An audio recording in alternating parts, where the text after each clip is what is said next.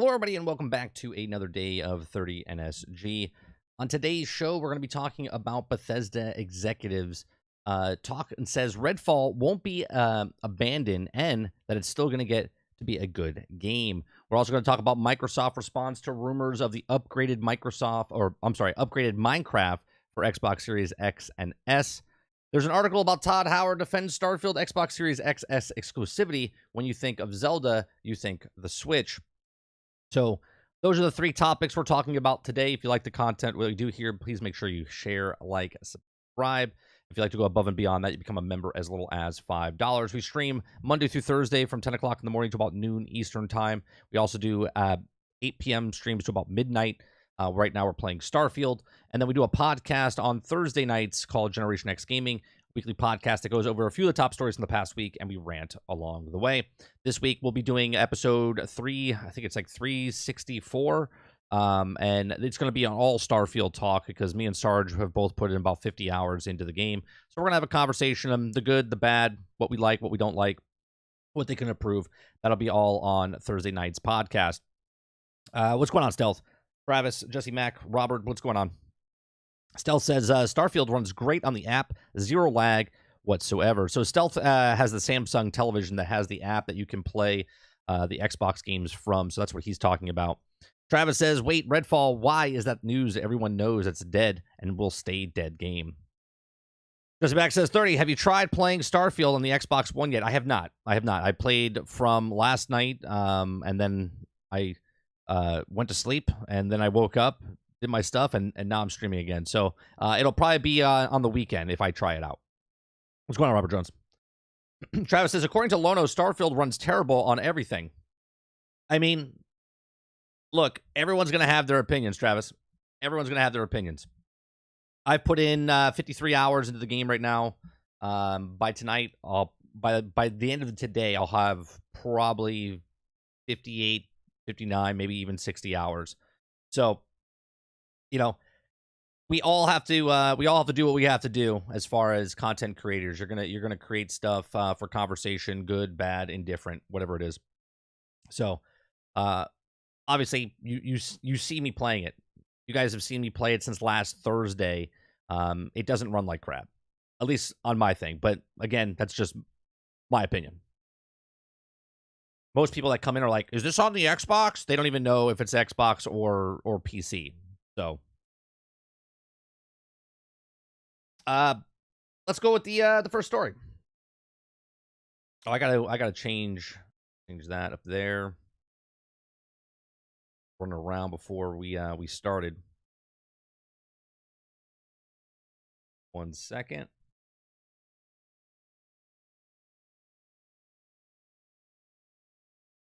Man, I don't know why my drive is not detecting. Weird. I gotta check that out. There we go. All right. Morning, Water. Morning, Wonder Rose. I do see you playing it, unless that's your evil twin. Yeah, it's my evil twin playing it. Yep. All right, so Bethesda executive says Redfall won't be abandoned and that it'll get to be a good game, which is before I even read the article. I haven't read the article yet. Right, we're reading the news with you guys. That title of it and the that says that we're not abandoning it and we're gonna get it to be a good game. The fact that they released it knowing it wasn't a good game, that says a lot. Okay, that says a lot. So Pete Hyde compares the game's launch to that of Fallout 76. That's pretty bad. All right, so Bethesda's head publishing, Pete Hines, says the company will make Redfall a good game despite the underwhelming reception at launch.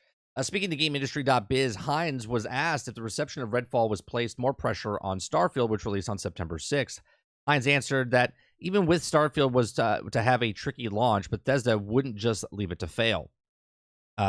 He says, quote, we are always in the process of learning, so that it's not new to us, he replied. He continues and he says, we don't like failing to meet our players' expectations.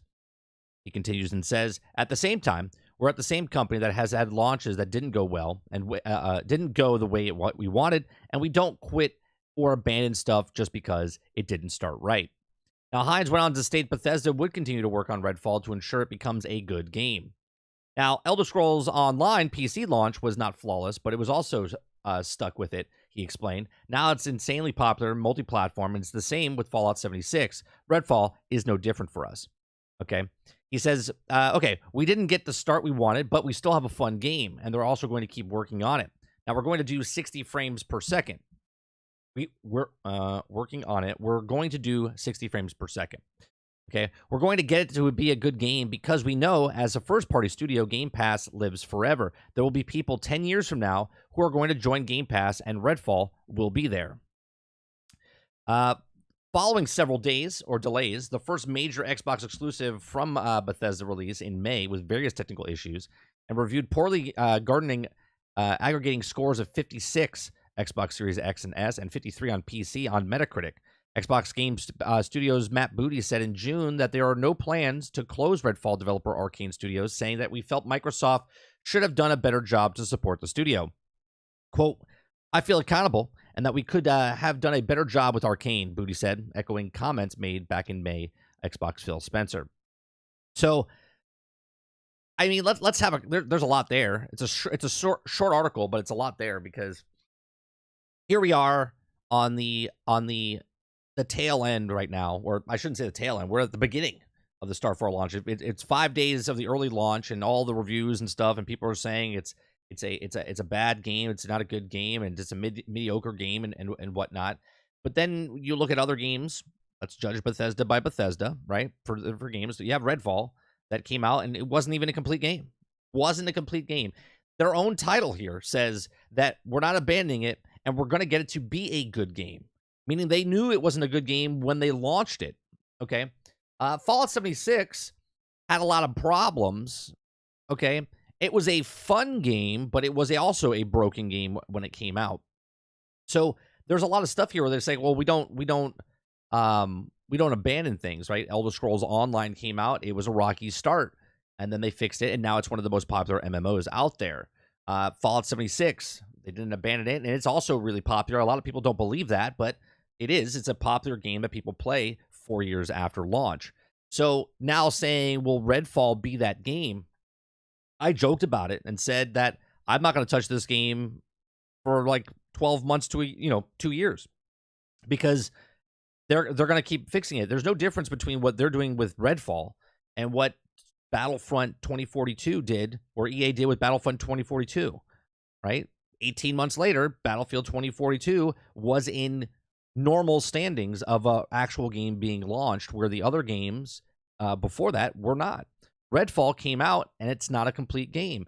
Anthem was a incomplete game. Okay, there was different things that came out, and all of these games that came out that are broke, buggy, incomplete, didn't know what they wanted to do. Skull and Bones is right on the shoreline now. That's going to be coming out soon, and that changed multiple times. So, what do you do? What do you do as a consumer, as a gamer, when the industry is changing, where you didn't have to pay $60, $70, $100, $120 for Redfall? You could have just waited for it to be on Game Pass, okay? And it's on Game Pass, and you look at it, it's an incomplete game, but at the same time, majority of the population didn't spend money on it. And in the article, he says, right, in the article, Pete Hines says it's on Game Pass, and it's going to live there forever. Okay, that's what he says. Okay, where's the yeah? We're gonna get it to be a good game because we know as a first party studio, Game Pass lives forever, and there will be people 10 years from now who are going to join Game Pass, and Redfall will be there, and that should say volumes of what it is, right? Games that come out doesn't matter if they're complete, doesn't matter if they're incomplete, it doesn't matter if they're broke or buggy. They can just launch it and they can get it in a state. Because literally, what is the difference? If a game comes out in alpha, beta, early access, or it comes out like Battlefield 2042, right? If it comes out like Cyberpunk 2077, if it comes out like insert game here where they fix it over the next 6, 12, 18, 2 years. You know what I mean? There is no difference. There is no difference. And at least Microsoft tells you straight up, right? At least they tell you straight up, well, it's going to be on Game Pass. So if you like it or not, it's on Game Pass. So what do you guys think? I personally think first impressions are everything, right? First impressions are everything. First impression that Redfall gave me, it was an incomplete, buggy mess. Okay, now obviously that's my opinion. Okay, first impression of Starfield didn't say broken, buggy mess, incomplete game. Right? It hooked me. Redfall, not. Where I'm going to continue playing Starfield. Where Bethesda with Redfall, I'm not going to give it a second glance because you basically screwed me over. Now, to put the shoe on the other foot and say I'm a person that doesn't like Starfield, first impressions are everything. That person that bought it or didn't buy it or just played it on Game Pass looks and goes, I don't really like it. I'm never going to go back. Same thing, right? But there's a difference between broken game, finished game, unfinished game, incomplete game, fixed in 2 years type of stuff. What you guys are saying here. Travis says, I don't like when players won't just give us money. Oh, that's right. That's the quote. That's the quote. Water says, who make Redfall? Arcane. If so, doesn't look good for the creators of Avowed. Well, Avowed is Obsidian, not Arcane. So it's a completely different studio. Scale from 1 to 5. How are you liking Starfield? My score is about 6.5. I don't give scores. It's an A. Right? It's an A. I'm having a grand old time in Starfield. It's not a perfect game, but it's my perfect. Travis says, Sarge, it's not anything that like March Madness catch. Wait, no, don't catch anything. Robert Jones says, but also Redfall got good reviews. Our internal process. Yeah, with it hit the Metacritic score that they wanted, the internal scores of like mid 80s. Is that what they said? Maybe he didn't actually say the actual score. He just said it hit the internal process, right? Travis says, again, Fallout 76 wasn't a horrible idea from the word go. Travis, you're playing Fallout 76 right now, right? Right? Now, obviously, you're playing 4 years after the game came out. But are you enjoying it? Right? Are you enjoying it? Waterbear says, I installed Redfall, saw you playing it, uninstalled it the same day. The game of vampires, but you only fight one vampire every 30 minutes. It's called Snorefest. Travis says, Starfield already lower than Baldur's Gate 3. Let's go, vastly superior RPG. Woot. Again, they're two different. They're only alike in RPG, with the word RPG. One's an isometric game, right? And the other one's a first-person, third-person open world. So, kind of different. RPG, yes. Is Baldur's Gate 3 a better RPG? Yes.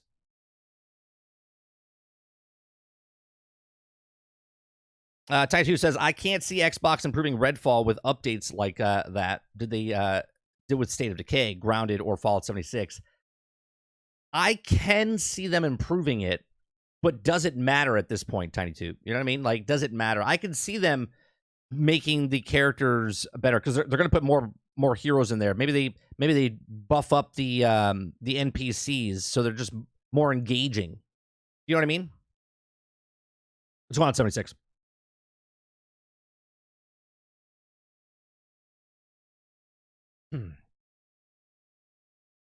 There's just way too much broken game mechanics in Redfall. Well, let's think of another game that was broken mechanics. I'm trying to think of another game that was broken mechanics. Fallout 76 from the same publisher, Bethesda. Okay. Where literally broken mechanics. There were so many broken mechanics in that game and they fixed it. I2 says, I actually did roll credits on Redfall on the hardest difficulty and it was pretty bad. The final boss fight needs to be redone. I just can't see them spending the money to fix it. But I can. Do you know why I can, Tiny Toot?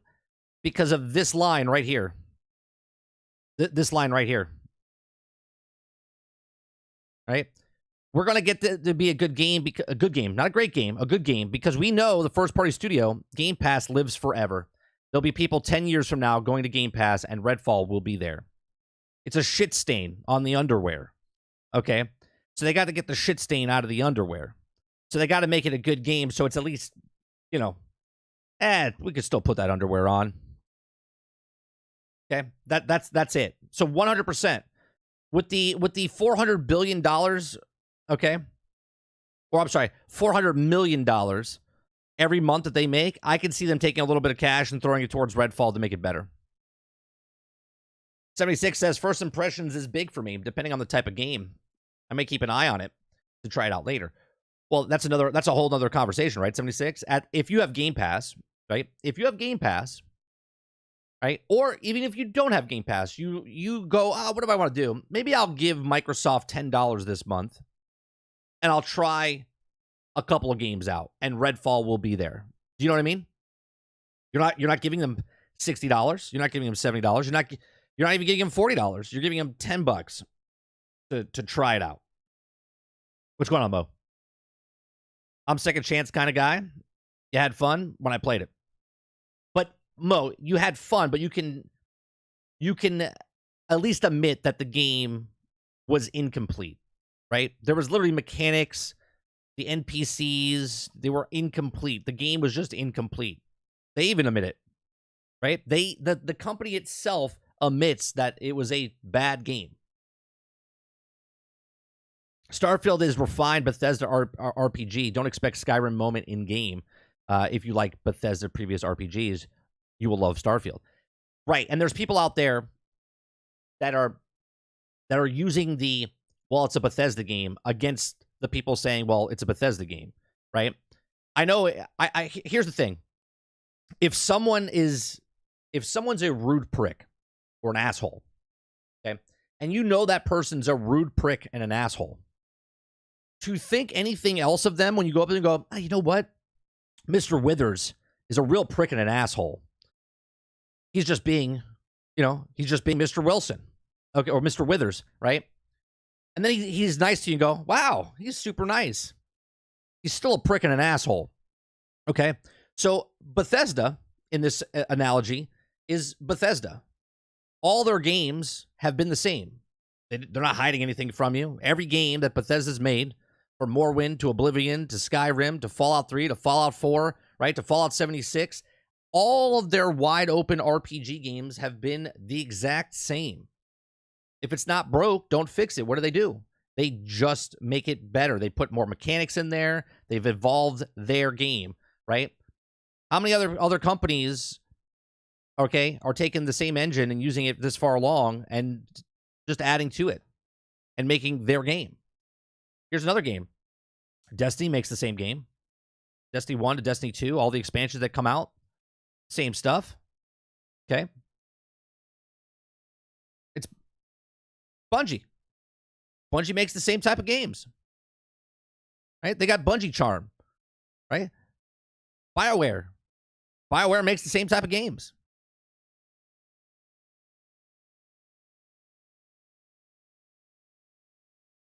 Travis says, I missed it. Travis says, I'm playing Baldur's Gate 3 right now, but yes, 76 is good. I played Redfall about a week, and it wasn't the worst game, but it didn't keep my interest at all. No, because it's a broken game.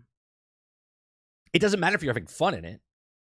We're just saying that it was a broken game, and now they're getting it back to a standard to be just a good game. A good game. Mid-tier. I'm playing 76 from launch. It's definitely come a long way. Oh, for sure, 76. For sure. Because they paid them to get Redfall good reviews. Did Redfall get good reviews, though? Come on, shenanigans. I hope they can somehow make the game good. If the game is good, I don't care how it was in the past. But you should a little bit, right? You should a little bit. If you didn't pay for it at the start, shenanigans, then that's understandable. But if you paid $100, you paid $100 of your hard-earned money that you go out and work every day for, right? And then you bought a thing for $100 and it was just broke, unfinished, incomplete, and they're like, we'll get to it later. To not be upset about that, that's worse. That's worse. Because you got to let them know what they did. They screwed you out of your money.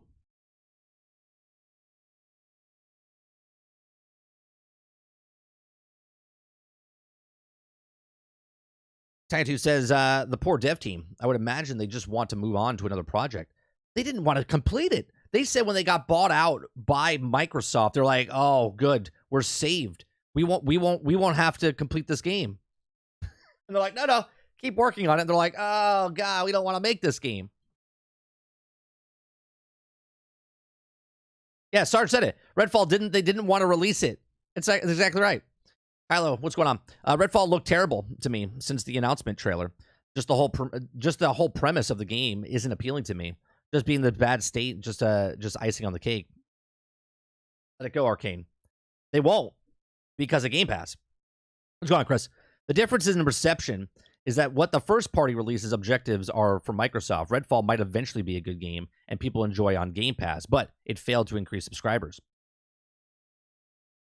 Yes, but at the same time, it just goes to Game Pass.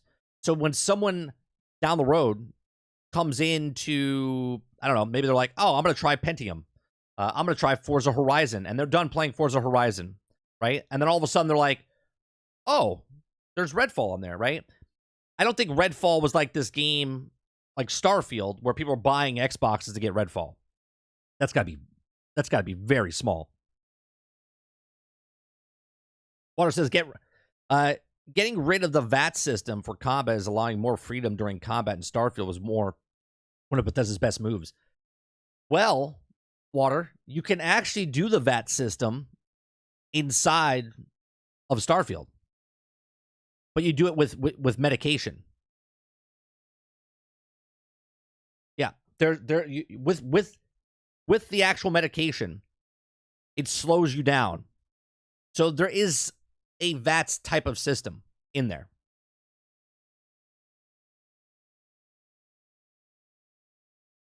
Let's go on Silent Word. I just started an outpost creating it. It's insane. It's a ton to understand and do. I was trying to adapt last night. Someone was trying to walk me through, a new person that came into our stream, and it was telling me what you had to do. And I was like, oh, I'll do this off stream. There was just too much. I was overwhelmed. I was like, I'll do it later.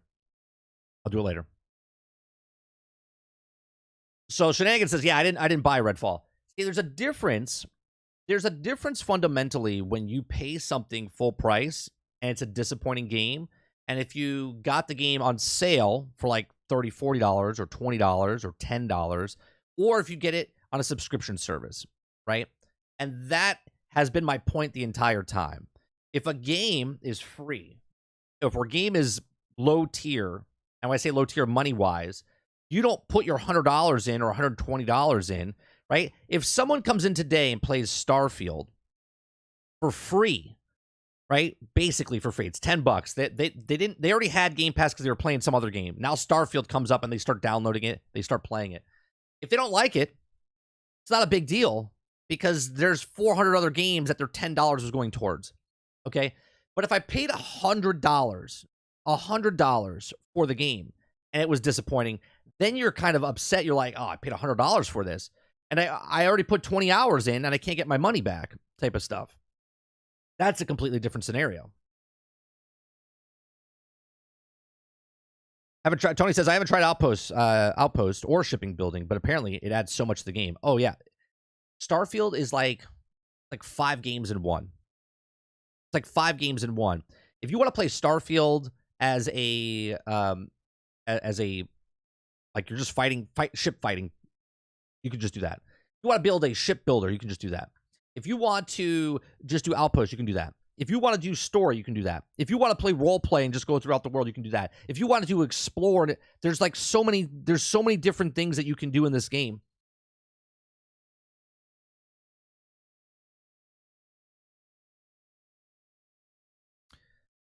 Back says Saints Row reboot is even worse than the Redfall. Or wait, the same thing. Same thing.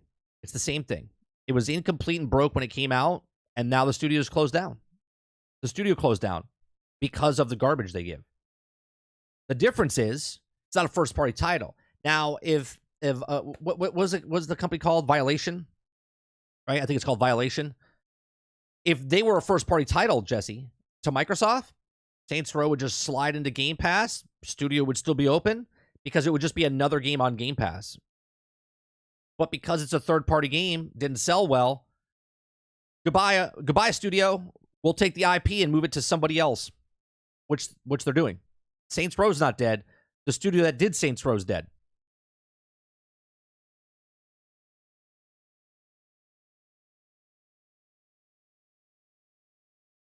Right, you can also become addicted, right. Dude, Water, there's so many levels to Starfield. For people that don't play the game, here's what it is. Here's what Starfield is. And you can say this with a lot of games. You can say this with a lot of games. A lot of open world games. Okay? Like, people that, like, I can't talk about Ark, right? I can't shit on Ark for, like, what Ark is. I can shit on Ark for what their business practices are and whatnot, right? I didn't put enough time into Ark. But people that did put into Ark, it's like this closed club, right? Anybody that played Ark for hundreds of hours, someone comes in and says, oh, Ark is just so, it's that dinosaur game, and it's just so, well, prehistoric. You know, it's not very high graphics or anything like that. It just seems like a simplistic game. But people that play Ark are like, you have no idea what you're talking about. You have no idea what you're talking about. It's like me walking into a room of scientists and going, this and this, and they're going to go, this guy's an idiot. He doesn't know what he's talking about. That's what's happening with Starfield right now. There's people that have played the game early access, like for reviews, and they've done like New Game Plus 1, New Game Plus 2, New Game Plus 3, right? They're like, this game just keeps getting, like, there's just it's just more. It's insane. Okay. There's people that have different experiences in Starfield, and someone's like, well, the space combat looks really shitty, and they're like, yeah, you don't know what you're talking about. Right? They're like, oh, there's nothing on the planets. It's just a couple of things and nothing happens. You don't know what you're talking about. Right? You don't know what you're talking about. You played 10 hours? Cool. You know about 10 hours worth of stuff, which is nothing. I spent 2 hours yesterday doing 1.5 missions. Exploring a planet. There was a time yesterday, right? You were on stream last night, right at the end of the stream. Okay, you can go back and look. I went to a planet to deliver goods. It was like a last minute job. Okay, I took a shipping job to drop off supplies to a planet. I landed on the planet. I talked to the farmers. I'm like, oh, I'm going to explore. I start running around the planet. I'm scanning resources, right, just to gather stuff. All of a sudden, in the background, I see a ship land way, like 1,200 meters away from me. Okay? And I'm not walking towards the ship. I'm walking, diagonally away from the ship, right in between. I'm shooting stuff. All of a sudden, a stampede of animals comes across us and starts attacking us. We kill them. I continue going, and all of a sudden, more animals attack us, and there's these 4 bounty hunters that come out of nowhere. Shoot all of the animals on there that are attacking us, save us, right? They save us from the attack. And I'm like, what's happening right now? And then they approach me and they're like, we found you. And I'm like, what? What is happening right now?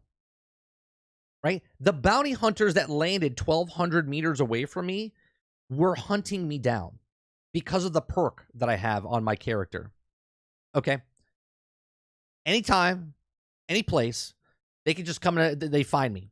Okay, that's a random planet that I went to that I grabbed a mission. They're like, oh yeah, well, let's attack them with the bounty hunters. But the bounty hunters helped us defeat the beasts and then approached us and said, I have you now. Then I talked myself out of it and said, I'm part of Crimson Fleet, and they let me go.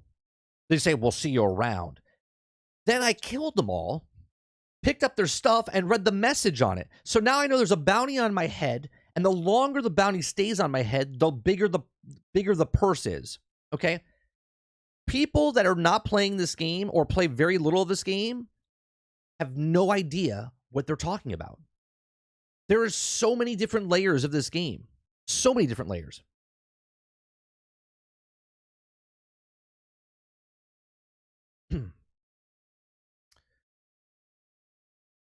And they just announced they're shutting it down. Yeah, the studio is shutting down for Saints Row, right? But they're taking the IP and they're going to give it to somebody else. Starfield is cracked. Yeah.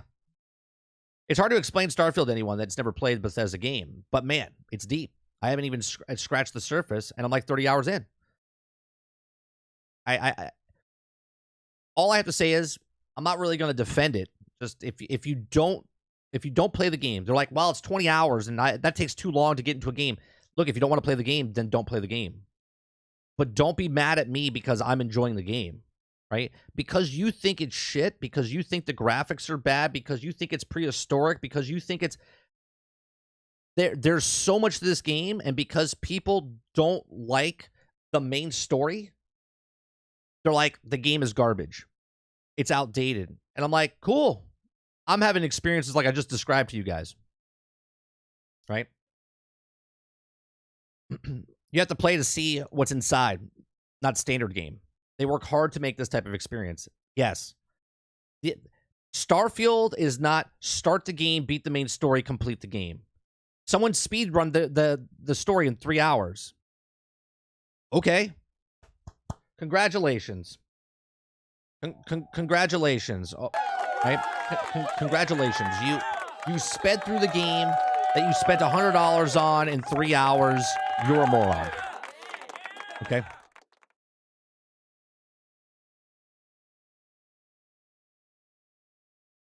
Tony says, man, this game is 100% is a game that gets better and better the longer you play it. That's the Bethesda formula. Man, the ramp up is real. My only qualm is with the game is over encumbered and nonstop. You get over that real fast. Well, not real fast. I shouldn't say real fast. You get over it by using what you have. If you don't want that problem, then do the weightlifting. If you don't want that problem, get bigger storage for your ship. You can progress towards that state. If they just gave it to you, here, you want a secret? I'll give you a secret, a free secret, Tony. Okay, here's one in the chamber for you.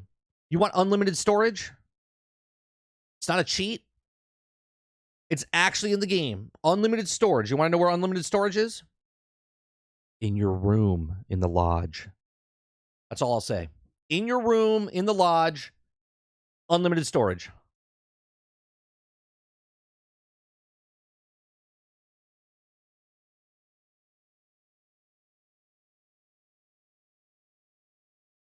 Starfield has great foundation for mods. Oh, the mods are going to take it to the next level, right? And people can look at that and be like, oh, well, they're going to fix Bethesda's game. It's like, no, they're just going to, it's the modders are people that are in love with the game so much.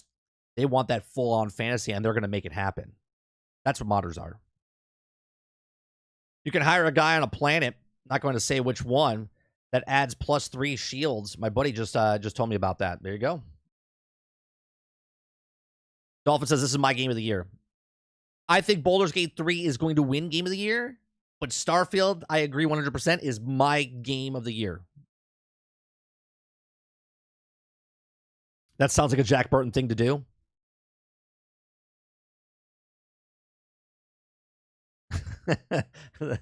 Hey, run for it, Marty!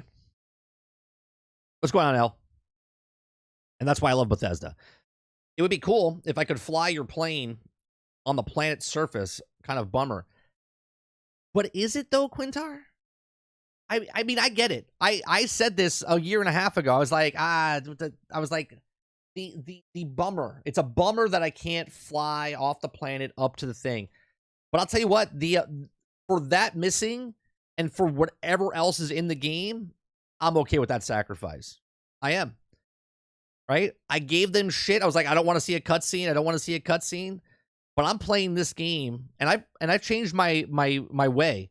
I started with Baldur's Gate 3. I started playing Baldur's Gate 3 as role-playing. Like, I'm role-playing. An RPG, I'm role-playing as Jack Burton, right? I'm not just playing a game, right? I'm having an experience right now.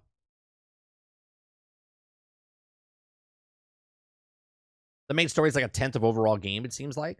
I don't even think it's that. I don't even think it's a 10th. I think it's almost like Fallout 3. I beat Fallout 3 back in the day in like 4 hours. I think it was like 4 hours by accident. I finished the story. What would you say the strong aspect of Starfield? The strong aspect of Starfield is play Starfield. You know, right? Like, if you're playing Starfield, if you're playing it to beat it, then don't play the game. If you're playing Starfield to experience Starfield, then do that. right? You could spend hours just exploring one planet. You go to a hideout, you go to a cave, you might find something. All of a sudden, someone comes and attacks you. They might give you a quest, and all of a sudden you take that quest to another planet, right? It's so random. So here's another story. I'll repeat these stories on the podcast, right? Starfield is when I went to I forget the city. Is it called the Western town? What is that called? I want to say it Alkline or whatever. But I went to the town to drop off something. I went into someone and just a random person gave me a quest. And then I took that quest and it gave me another quest, right? And I took that quest and it brought me to the town to meet somebody else in the town, then send me off on other quests, right? It's like these chain things that happen that you didn't know. Aquila, that's what it was. Yeah. Right? Right? It's like these chain things that happen and it's just random, right? Or it feels random. Right? It's literally the experience of the whole thing.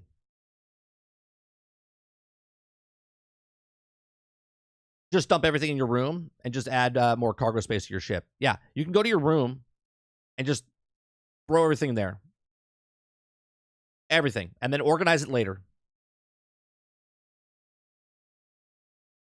People love to say, well, Starfield doesn't have this. And like man, the game is already 125 gigs. Yeah, I don't understand the like, do you do that with any other game?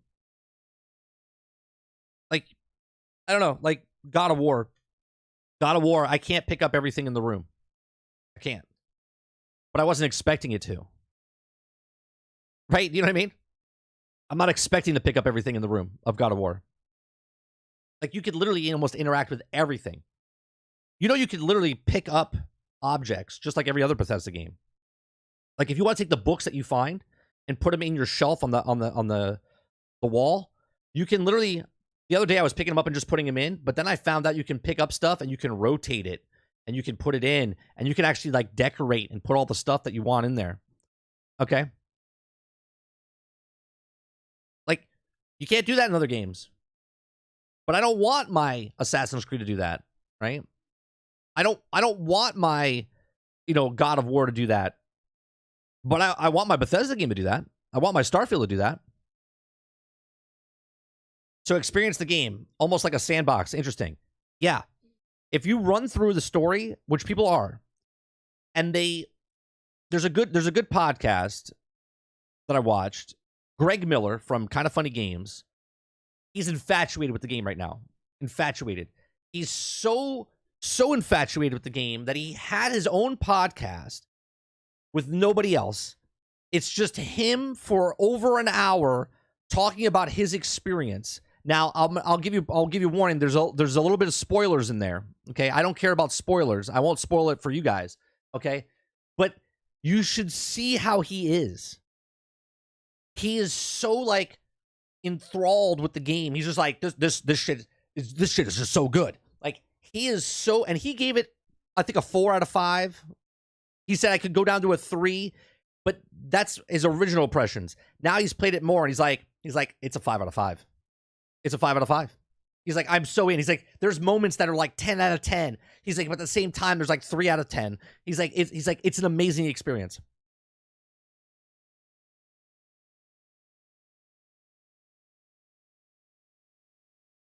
Call of Duty's like 200 gigs. Yeah, you're playing for the graphics and whatnot. And if you like that, play it. You know what I mean?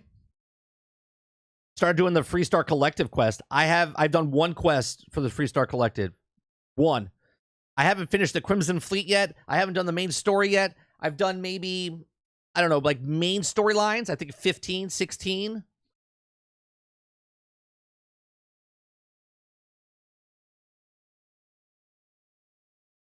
No, nobody can ruin. I've missed this. Right? Mass Effect was the last. Red Dead Redemption, right? 2018 was like the last game that I just absolutely just loved to get lost into, man. I absolutely loved it, right? It's just so good. Nobody can take me off this high horse. There is something that I was missing where people are like, man, that person really loves that game. I wish I had that. Starfield, that is that for me. I am absolutely loving it. Loving it. People need to enjoy the game experience. Go on the adventure. But no need to bitch about it. I'm thinking of picking up Starfield on my Xbox. Did you try it on there? Does it run okay? You can go watch all my footage is on the Xbox Series X. I haven't played on the S. I haven't played on the PC. It's all my footage that I have up on my channel right now is from the Xbox Series X. Right? If you there's a little bit of hitching when you go into towns, right? A little bit of hitching. I've had one glitch. Mileage may vary on certain people, right? I've had one glitch where I climbed a ladder and my guy got stuck and I had to go back to a separate save. Other than that, everything's fine. Best part, if you don't want to buy it, Game Pass.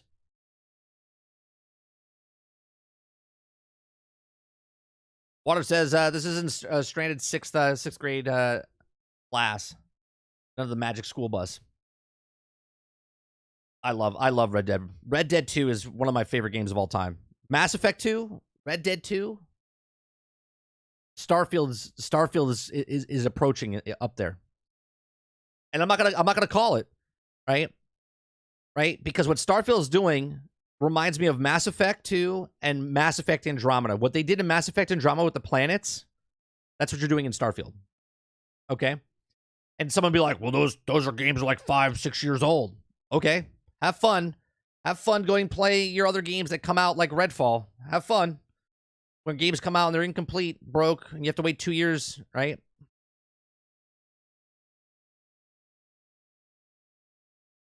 Am I loving it more than Diablo? Starfield is literally top 10 right now. And it's flying high. It's shooting up.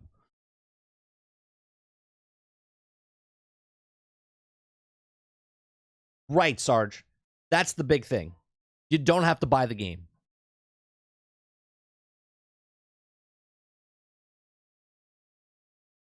Let's move on to the next story because we'll talk about Starfield. I could talk about Starfield all day. I could talk about Starfield all day. I've had so many experiences in Starfield.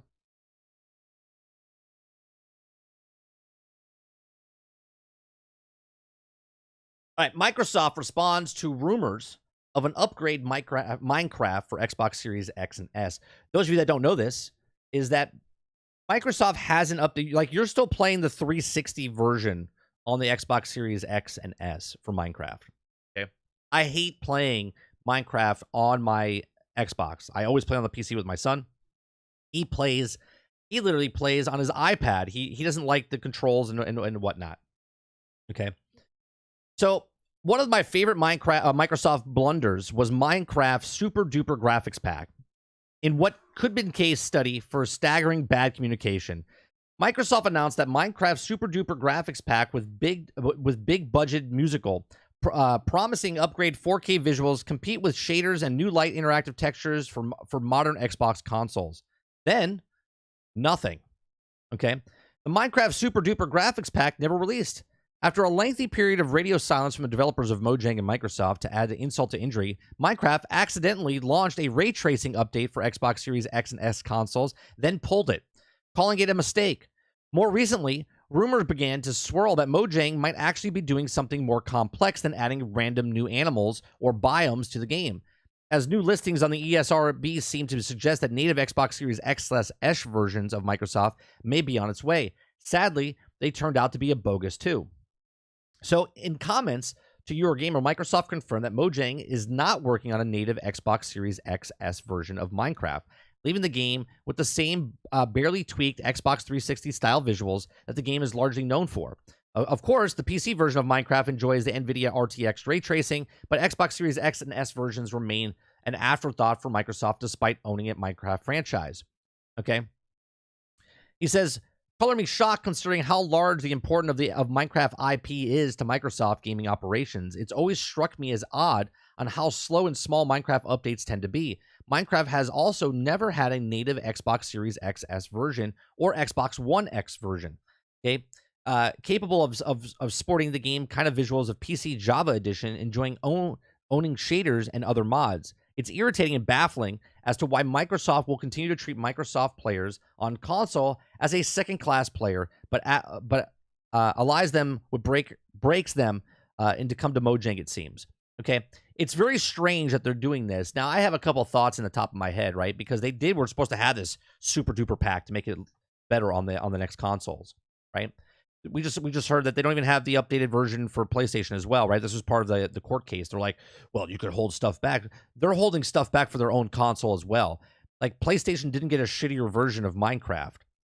They got the same shitty version that's on their own system, okay? Which is kind of mind-boggling about Minecraft, considering it makes a shit ton of money for them, right? Minecraft makes hand over fist, okay, money with microtransactions and people still purchasing. It's one of the most successful games in the history of video games, okay? So why are they not updating it for the X?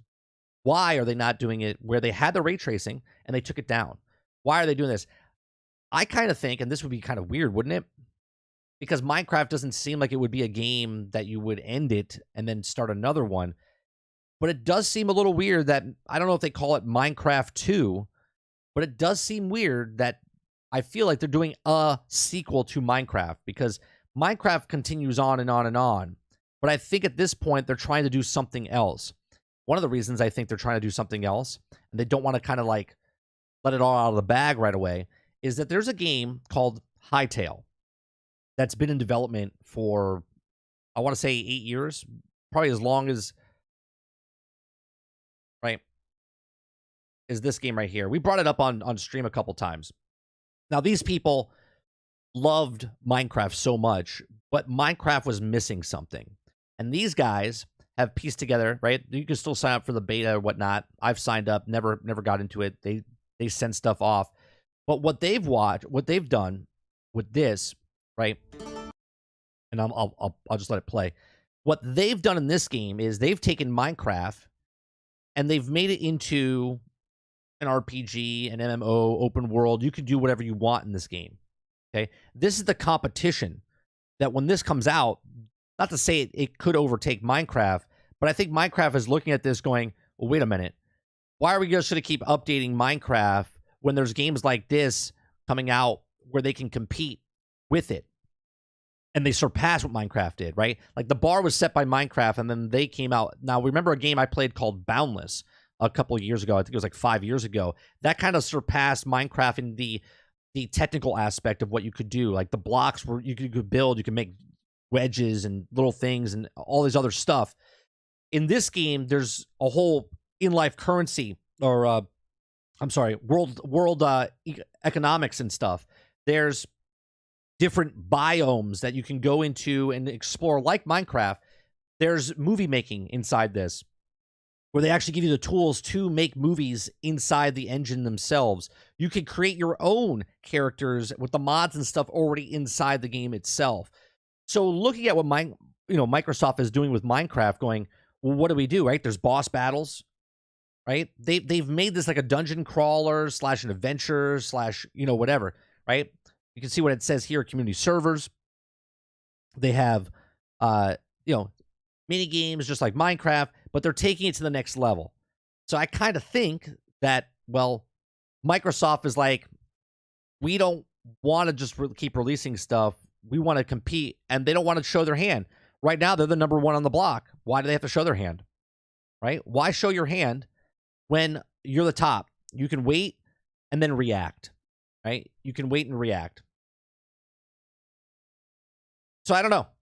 Those are my thoughts on why Microsoft is not releasing the better graphics, why they're not supporting, right? Because these games are making money hand over fist. Why would they, right? Why would they? What do you guys think, chat? Do you think Microsoft is holding back on Minecraft, or do you think it's just, no, they don't really care because it's not broke, don't fix it?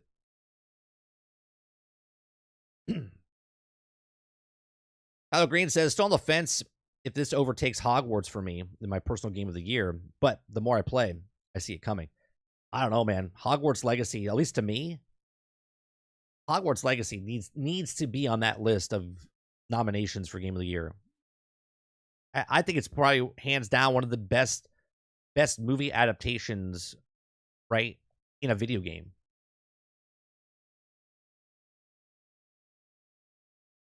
Right? Something that was so popular and they brought it in and they did it right. They did it right. I'm surprised you're not doing today's show, like playing Starfield in the background, just being near my Xbox right now is automatically. Believe me, Kylo. I'm trying to. I could capitalize on playing Starfield. I'm sure my viewership would go up because now it's out today, right? And I'm not saying I would go up to like 400 or anything like that, but I want to play Starfield. I'm addicted as hell to Starfield right now, but I want to do the news show to kind of separate because I'm getting lost. I'm getting lost. I'm losing sleep. I've been going to bed every day this week, like 2 o'clock in the morning. I wake up at 6.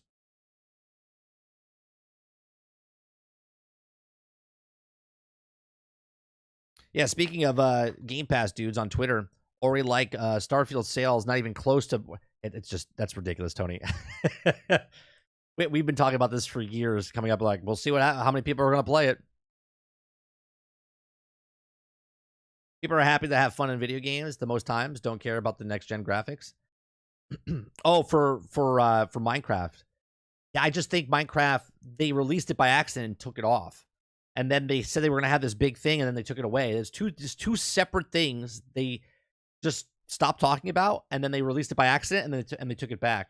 I don't know. I feel like they got something planned. They got something planned. I think they have something more for Minecraft, right? Well, look what they've done with Minecraft in the years that Minecraft's been out. Right? They had Minecraft Dungeons. Now they have Minecraft Legends. They have Minecraft. They've expanded Minecraft in general, what it is, with the modding and stuff. So, I don't know, man. I think there's something else there for Minecraft.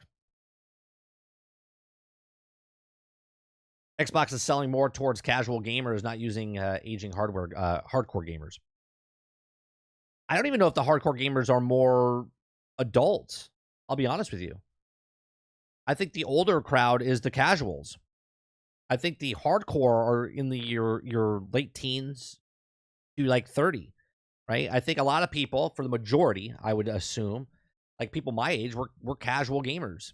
You might be hardcore as far as if you're home and playing, you play a lot of games, but you're casual gamers as far as, you know, you have a full-time job. You're not, you come home from school and you play for 6 hours, or you know what I mean? Minecraft is just a everlasting game. It gets updates constantly, new kids every day. I get addicted to it. I go back sometimes and play it.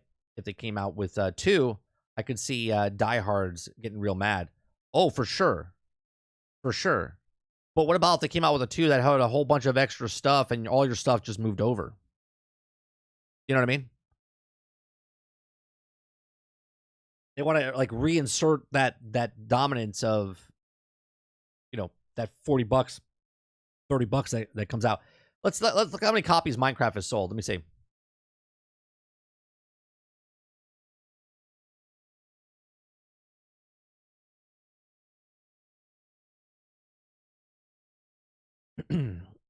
Minecraft has sold 238 million copies. Minecraft has sold 238 million copies as of April of 2021. According to Microsoft, its sales total has certainly climbed higher in the years plus since.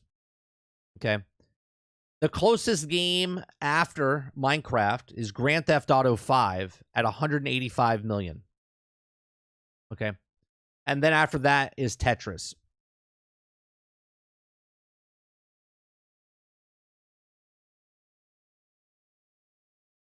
Like Minecraft has sold 238 million copies. Grand Theft Auto 185 million. Rip super duper graphics. I would give it a Vogoda, but I don't have a Vogoda on my list here.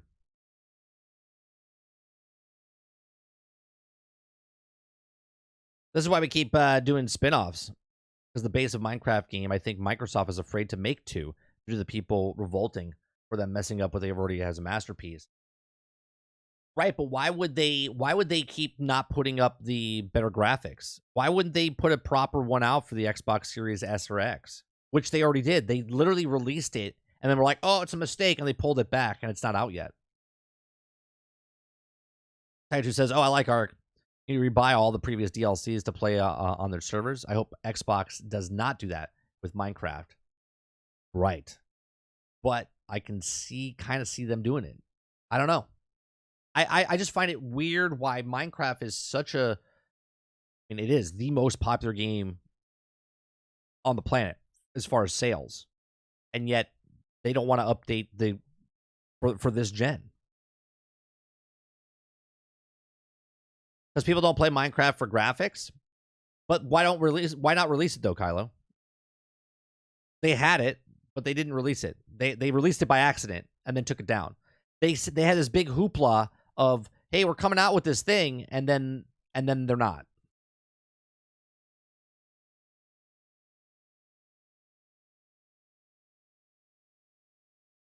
I'm trying to find the I mean, I guess they could just sell a pack, right? Minecraft is the most downloaded game in our house. It's on phones, PlayStation, tablets, Switches. Same, 76. I have it before my son was even born. I had it on my phone, and I had it on my Xbox 360. Okay? And I had it on my PC. That's 3 for me. Right? Then, when he was born, and 3 years after, when he was 3, I let him play it for the first time. Got it on his iPad. Then it's on his Xbox. Now he's got now he's got another laptop, right? We have it on, I think, let's see, 1, 2, 3. It's on 3. It's on 3 Xboxes. It's on 2 computers. It's on 3 iPads, and it's on 2 cell phones. Right? It's on 11 devices. 11 devices. I don't have a problem with Minecraft. Right? I don't have a Minecraft problem. You do. What? I don't have a problem. You do. Dupless, what did they accidentally release? They accidentally released Microsoft was talking about the super duper graphics pack with big budget, musical stuff they did like over a year ago, right? Promising upgraded 4K visuals and whatnot, and it never came out. Okay, it never came out. And then Mojang released by accident, by mistake, they launched a ray tracing update for the Xbox Series X and S consoles, and then they pulled it, calling it a mistake. Okay, most recently. So my question was, why would they do the hoopla of telling you, oh, we have this new graphic pack coming out for Minecraft, and then never release it? And then why would you put a ray tracing update out for Xbox Series X and S and then take it back and say it was a mistake? That's what we're talking about. Maybe it wasn't ready, or they just want to charge for it. Well, sure, I guess. It just seems a little odd. A little odd.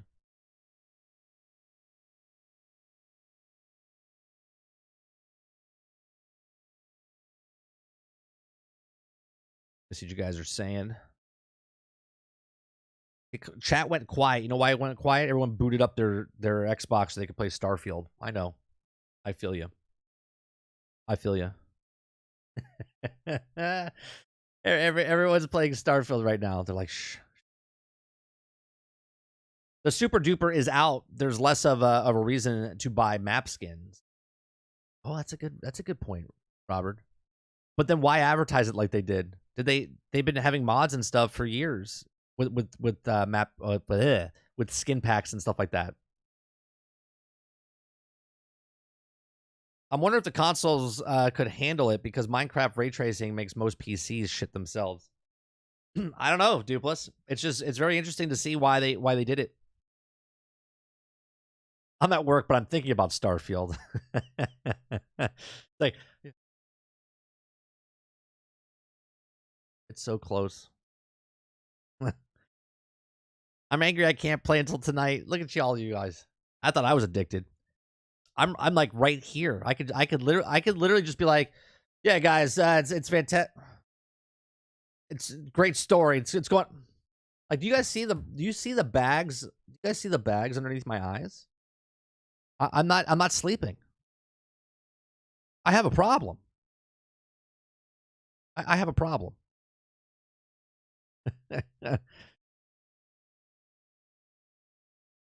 Yeah, and they're sunsetting Java. Yes, yes. They're in the transition stage right now of Java.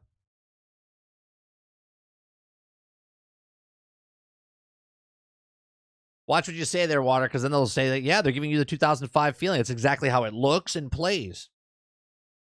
can, I want to go on I want to go on a small little hold on 1 second. Let's see.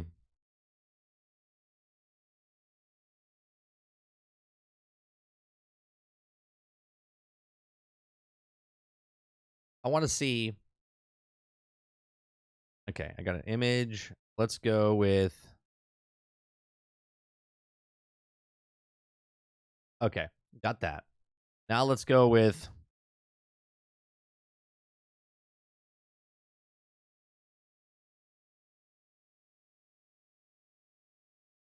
Oblivion.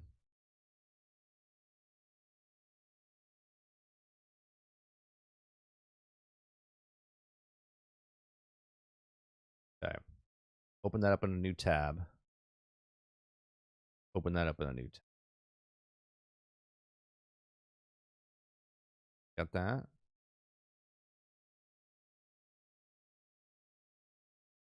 Oh, can I not? I can't do that.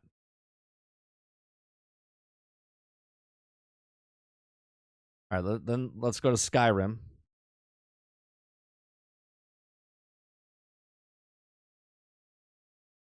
I don't want Skyrim mod. I want regular game, right? Regular game. That's a mod. I can tell it's a mod. It's not that clear. Okay.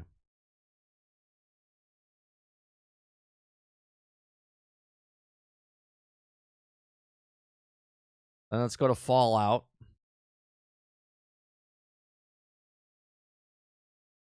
Go to Fallout. Let's get a nice shot of the character model here.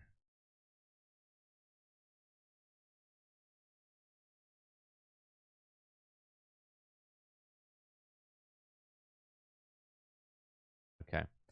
Then let's go with let's see. Yeah. Then let's go with Fallout 4.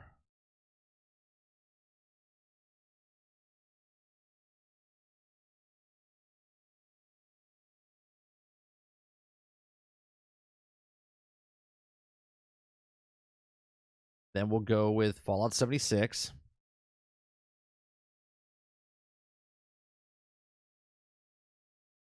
You'll see what I'm doing in a second, guys. We're going on a little bit of a tangent. Okay. And then let's go with we'll go with Starfield.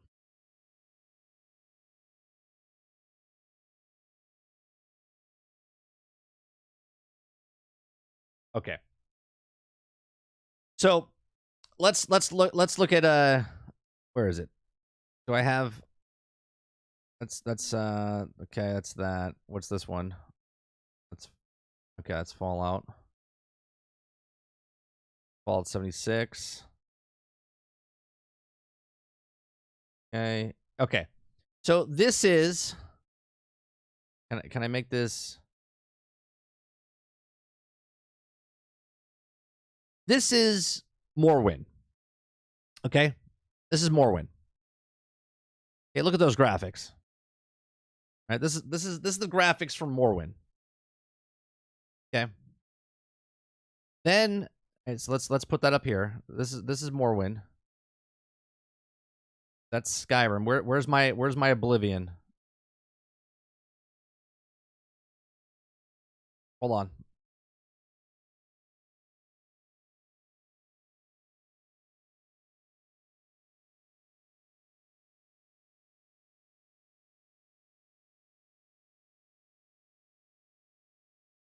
Oh, there it is.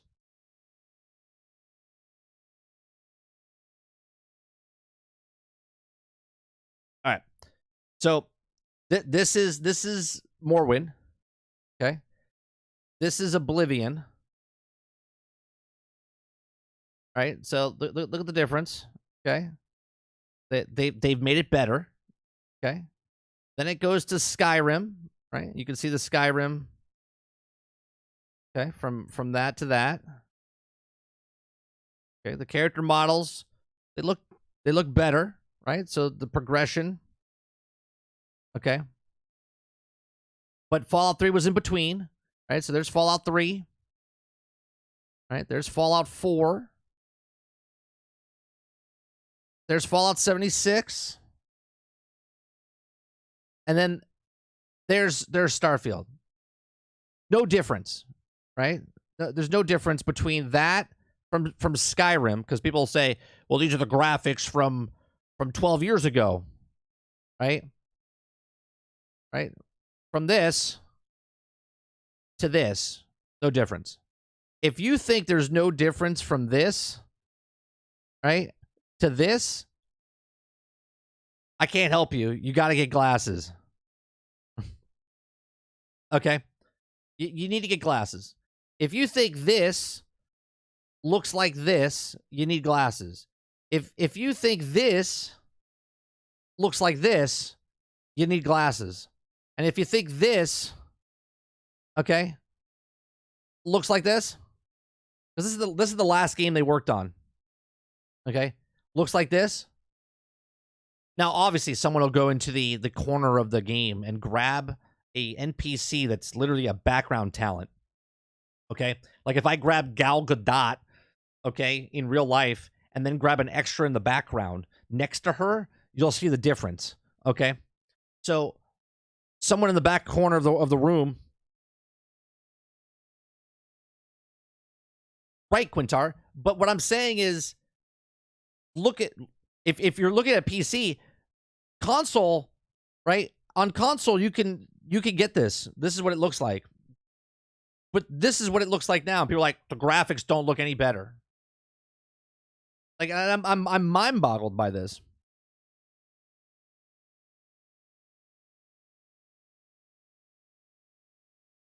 This looks like PlayStation 2 graphics. That's what they say. I think people really forget what it looked like. Now, obviously, if I do this, right? If I go to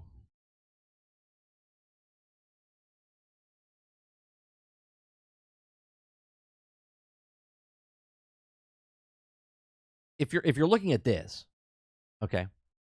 If you're looking at a video inside the game of God of War, sure, this doesn't look like this, right? This doesn't look like this, and people are like, "Well, this is from 2008." Okay, this is a different engine than this, right? A pastel drawing looks different than a pencil drawing. I mean, I don't know what to tell people. Considering the graphics to me look like Cyberpunk 2077 is much better compared to other BGS, but you can't even compare it to them. I mean, you could, right? Let's do that, right? Let's look at Cyberpunk.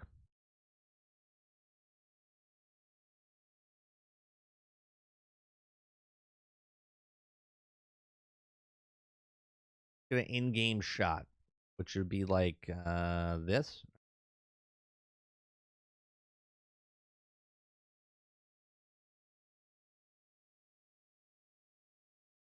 Right? That looks great. That's 2 years ago. That's 2 years ago.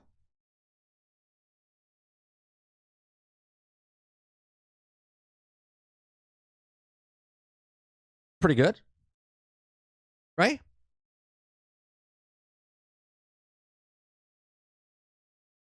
Like, no one said Cyberpunk was bad looking. But remember when the graphics and stuff, people were like, "Oh God, that looks terrible." But to physically say that this doesn't look better than this, like I don't know what to tell you. I don't know what to tell you. You need to get a new prescription. If you think this doesn't look better than this, you got to get better prescriptions. It's ridiculous.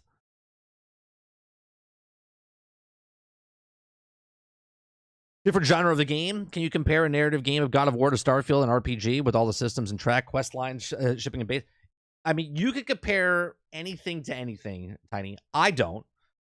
I compare Bethesda games to other Bethesda games, right?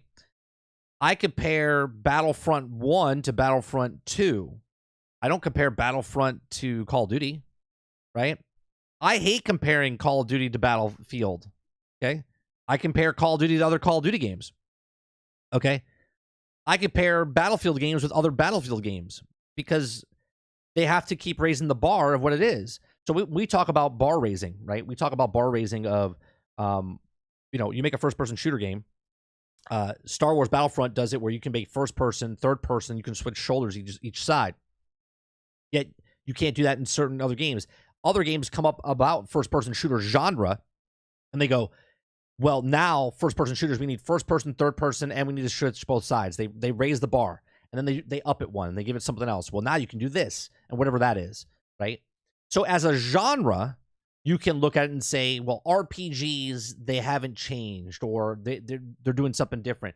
But to compare this RPG with this RPG is ridiculous. But to compare the genre of RPGs, so for instance, the UI system in this game is horrendous, right? The storage in this let me put Starfield up here. In Starfield is horrendous. Okay, like it's just bad. Those are facts.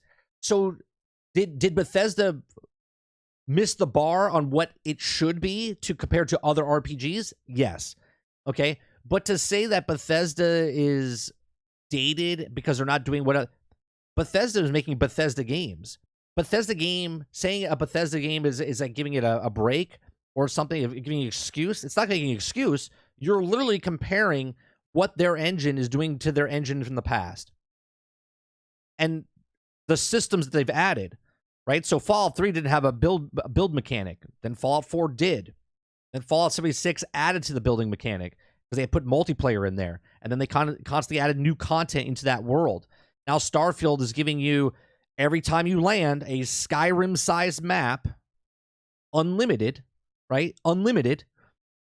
Every time you land somewhere, it's a Skyrim-sized map, 16 by 16, okay, to go explore. They put random elements in the stuff like that. Then you're also doing spaceship, right? So did they raise the bar? Yes. Yes, they did.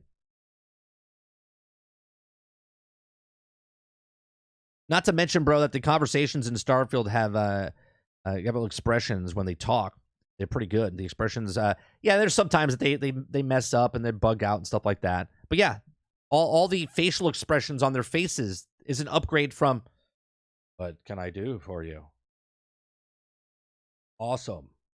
Right? Now they're actually like talking and have like they move. There's like a twitch, right? Like when you talk to Sarah, she's literally like shaking her leg when she talks to you, like in nervousness. Right? Now, is that like groundbreaking? No, it's not groundbreaking, but it brings you into the immersed thing. And then there's load screens, right? They're like, wow, load screens. Load screens.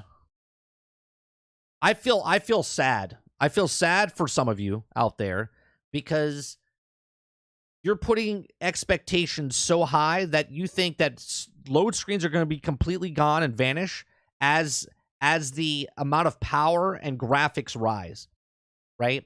That all games are going to be like 120 frames, 8K, and never going to be a load screen. Everything's going to be fine. And you're going to be very disappointed in that. You're going to be very disappointed. Load screens in 2005 were literally like 2 minutes, 5 minutes sometimes.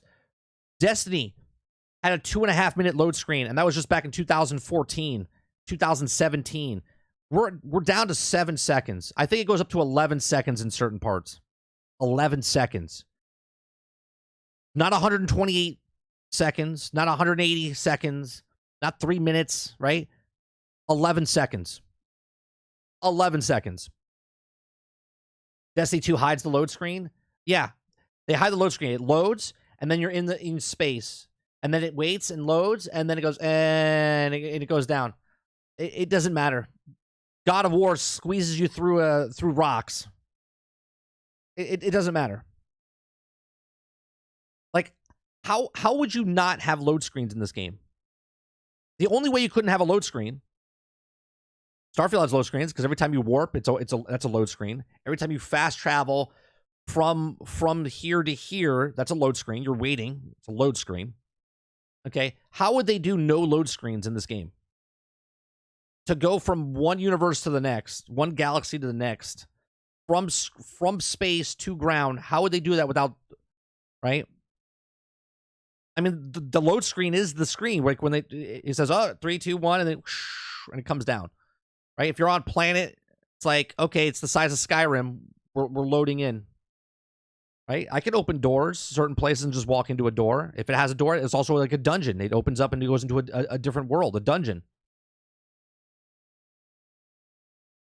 Longest 8 seconds of my life. That's what she said.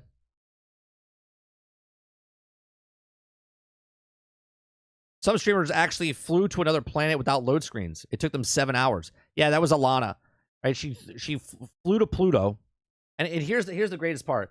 She took 7 hours to get to Pluto, and then went through Pluto, and was like, Pluto's not real. She's in Pluto, right? It was just a picture on the thing, and she went through it. And you should be thankful because it would have taken you a lot longer to get to Pluto if it was a 1-to-1 ratio, right? You would still be there. We would all die on this planet by the time she got out to that far. But when she got there, she's like, oh, it's not really there. And I was like, why don't you just open the map? Just literally open the map and click on Pluto, and then you flew there. And now you can just land there. What did you think you're going to do? Hit the planet and then blow up?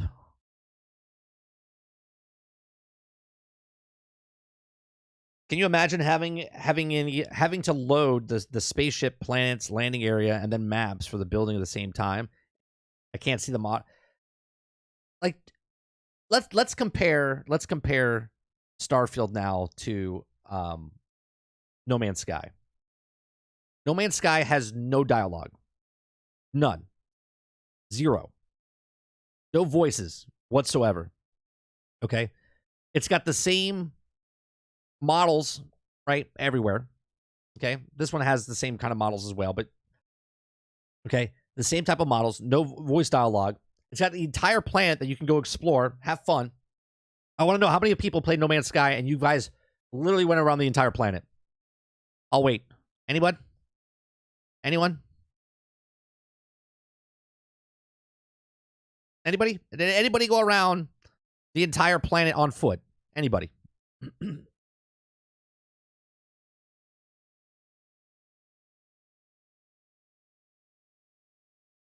Right?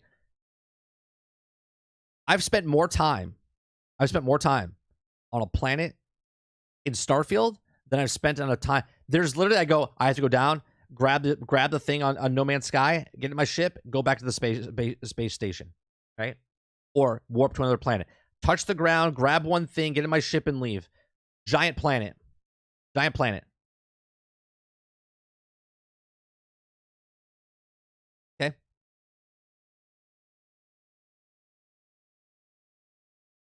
Right, I have a ship for that. Exactly.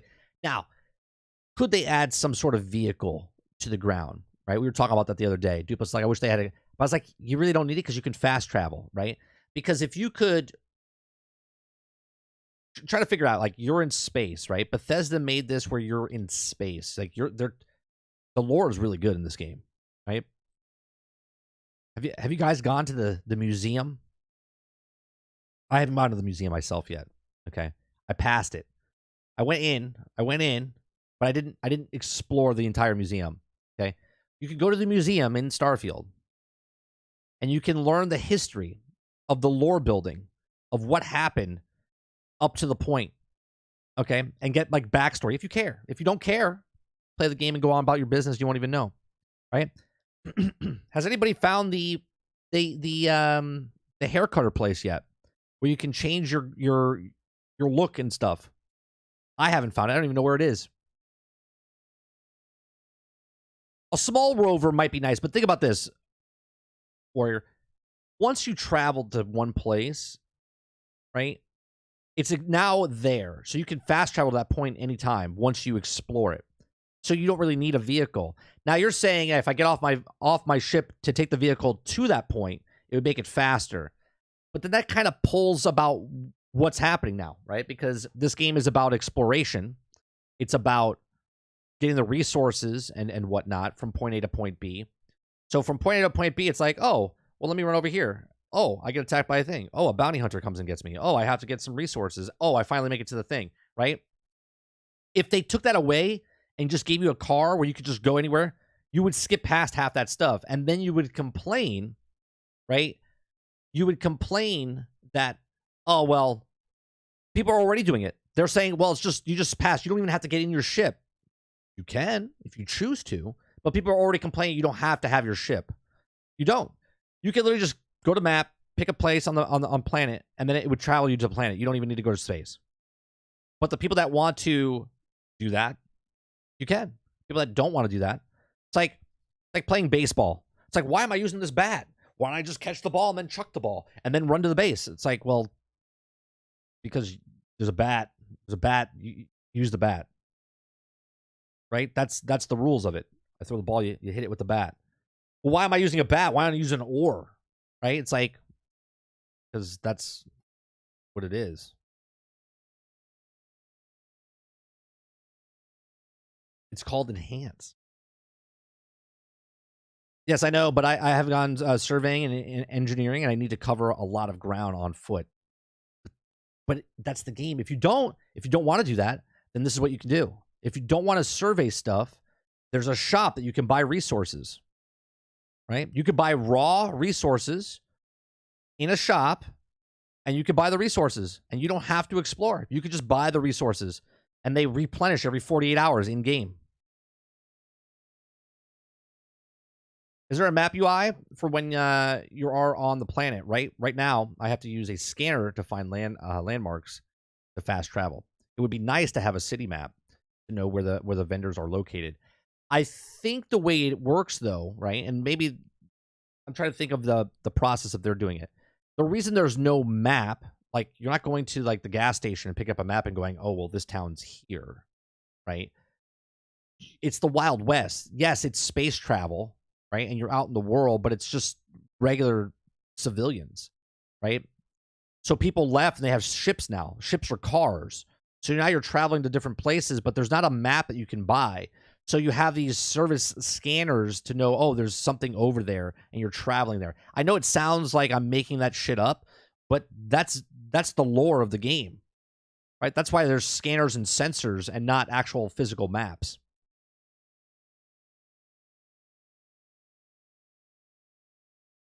Those people complain that there is no exploring in the game. Oh, there's plenty of exploring in the game. It's fantastic. This is why I have different space games to fit those playstyles. No Man's Sky offers different gameplay over Starfield. Absolutely, sure. I understand everyone wants a map to every store, but until the modders fix that, now it's about how about you just what you do in real life. Just remember where things are.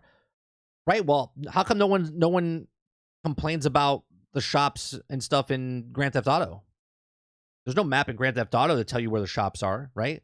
You just knew where they were. You're like, oh, it's around this turn. You started knowing the streets, just like you know the streets around your neighborhood and stuff. You start driving in Grand Theft Auto and you start knowing. You're like, oh, this is a shortcut over here. You start playing. The more you play, the more you know. Like you're like, oh, it was in this alleyway over here. You go to the map and you put a marker, right? But you're driving for the majority of the party. You're like, oh, I remember this. Just a tip for players: make sure you buy and save your digipens. You'll thank me later. Yeah, I have. Every time I find a digi, I keep that, or I buy some. I buy health packs. I make sure the economy is good in the game. I keep spending money.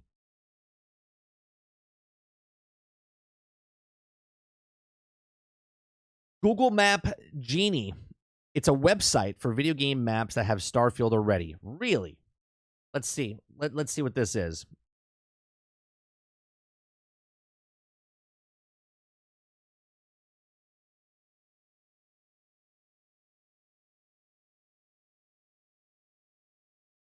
Is it Map Genie? Oh yeah, look at this. How are they going to do this? How are they going to do this?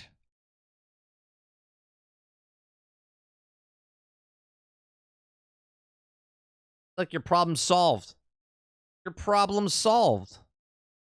Now all you have to do is have a second monitor or your TV or your laptop or your tablet up next to you, and they have the whole thing mapped out. But here's proves my thing though, right?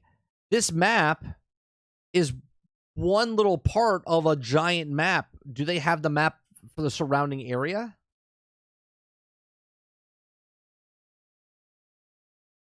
Like, because out here it's random. You see what I'm saying? There is no map because it's procedurally generated. This is why you have sensors and stuff. This is here because this is handcrafted.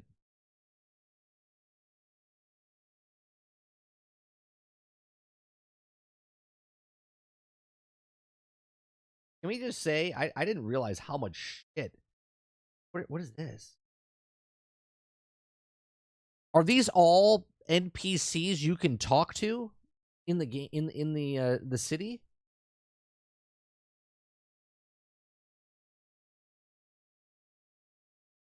Look at this. Please.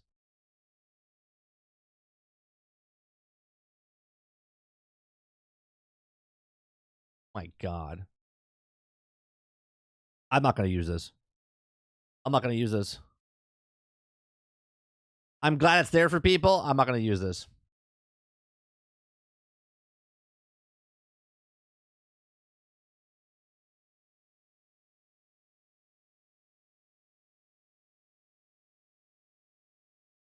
There's people complaining, right? They're like, it's stupid that I have to load screen to go from the lodge to here. You can literally walk your ass from the lodge. Okay? You walk your ass from the lodge, which is here, right? Where no, that's parents' house, parents' tower. Where's the lodge?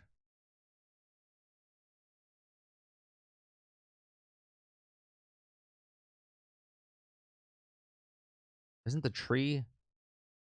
Lodge should be right here. Anyway, instead of you can literally walk your ass over here, okay, and then jump down.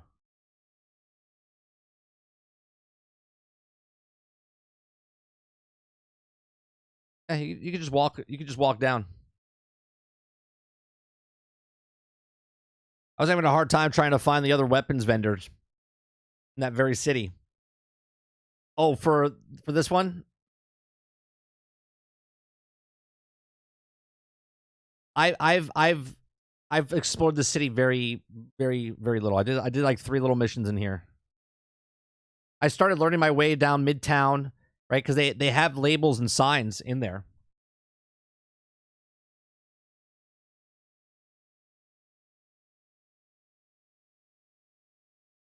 I think it's amazing.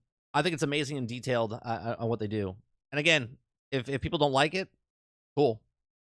But when they start talking about how this game has nothing to do and it's lackluster and there's no content, and I'm just like, you have no idea what you're talking about. You have no idea what you're talking about.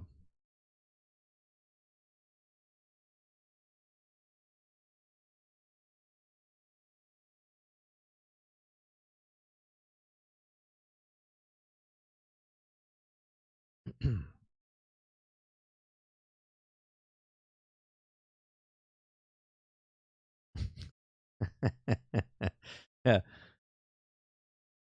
Let me get rid of all these tabs that I have open of all the great graphics of the past games.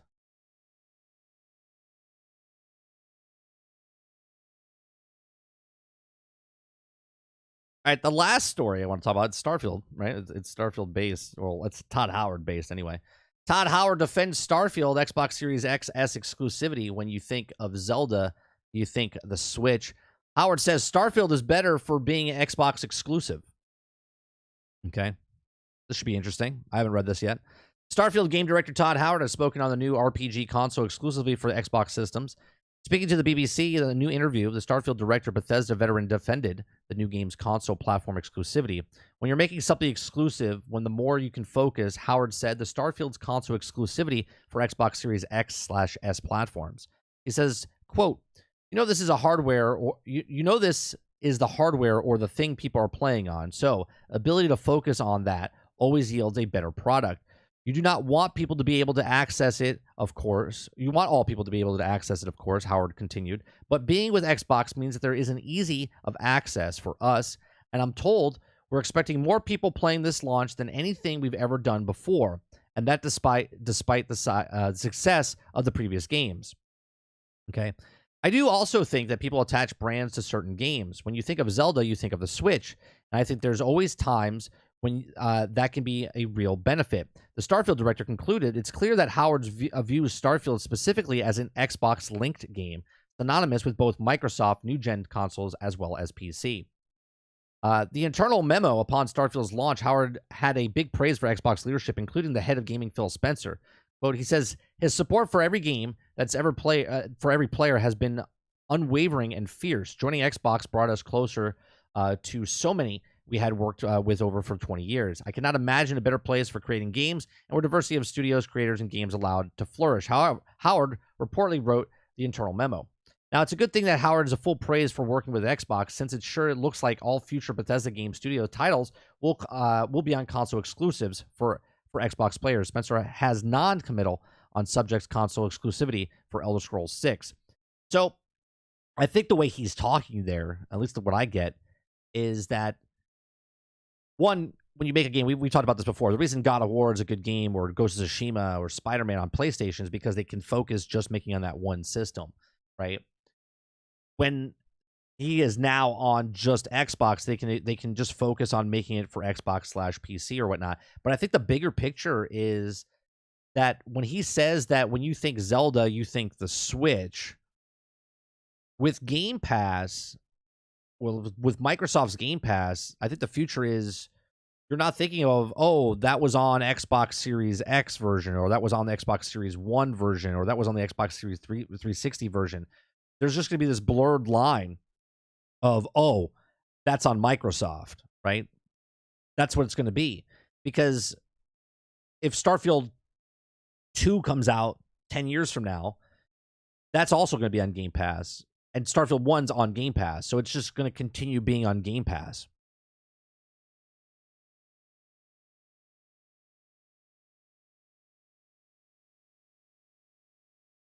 Microsoft owns him, of course. He's going to shill himself. I mean, is that shilling, though? I mean, the studio got bought, right? That's your boss. I mean, Todd Howard's done with his career, right? Like, he said he wants to make, like, one more game. Do you think if he said, like, bad things, Microsoft would be like, oh, you're gone? I don't know. I don't think he has to shill. I also think he's not an idiot, though. I mean, it's real simple to say he's a shill because he's getting paid and he's got bosses and stuff. But I don't know. I think at the end of the day, he's saying exactly what he needs to say because he's an artist. And they did exactly what they said they were going to do. They supported his ending of the game and the launch of it. So I don't know, Jason. I guess, sure, you could say he's a shill.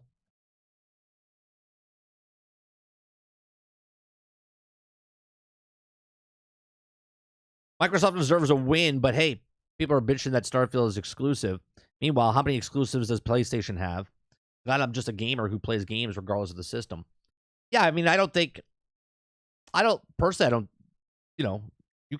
can play the game. It's there. You can play it on your PC. You can play it on your Steam Deck. I watched someone play it on their Steam Deck. Okay? You don't even need a PC. Stealth in chat, he has the Samsung TV. He says that he has the app on his television, and it works beautifully. So you don't even need an Xbox, right? Stealth got rid of his Xbox, and now he just has the television set. You know what I mean?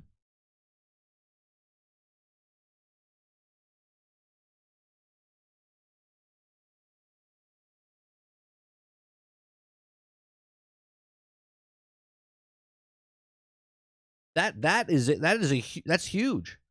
We look at it as like a blip. We're like, PlayStation's outselling Microsoft in consoles. But we have proof that people are playing games that don't even own the system.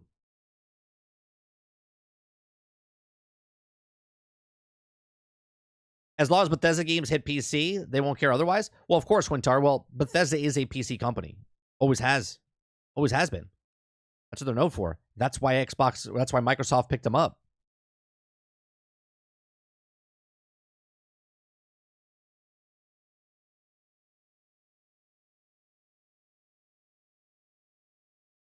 They picked them up for that reason.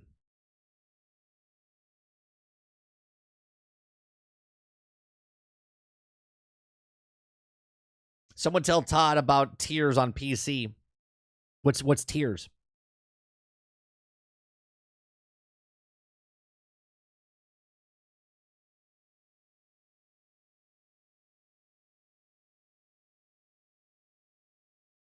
What is this?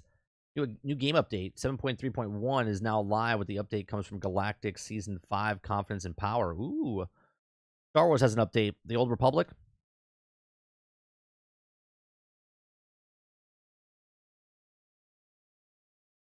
Sorry, I'm looking up some gaming stuff.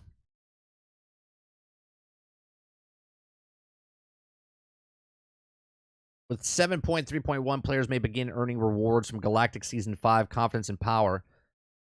Okay, Galactic Season 5 Confidence of Power. The previous season, players embarked on the storyline missions with new companions. Season 5. Well, sorry, Star Wars. I would have played a little bit, but Starfield. What's Starfield?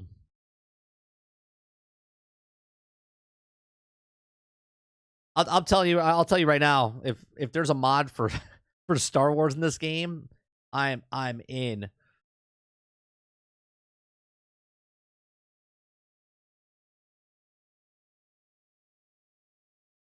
How many more console cycles do you think we have before it's full streaming mode? I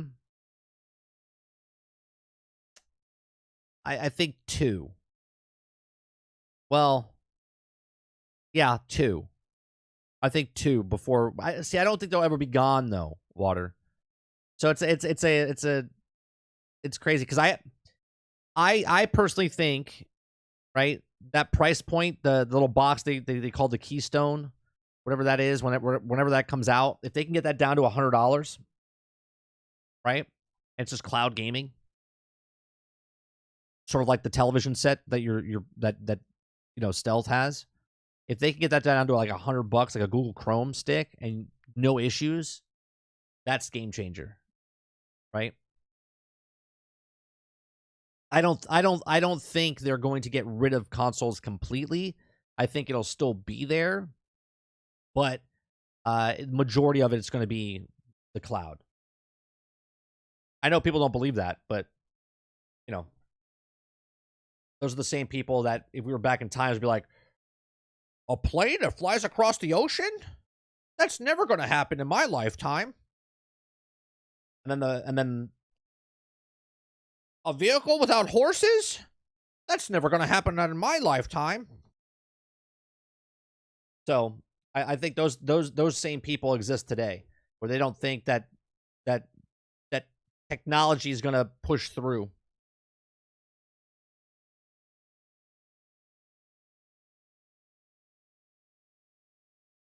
The infrastructure needs to be way better as well, but the infrastructure doesn't need to be way better for everybody. It just needs to be good enough for people to start getting it. And once people start getting it, which we've already been doing it, right? People think like cloud gaming is happening like today. Like it just started today. It's been around for 5 years already, 6 years, if not longer. Okay, because there was on live. Okay, so it's not like it's like overnight success. It's literally been around, I would say, even a decade, right? I would say close to a decade. So when I say it's going to happen exponentially faster, like what cloud gaming has done in the last 10 years, will now do it in 3 years, right? Because of technology.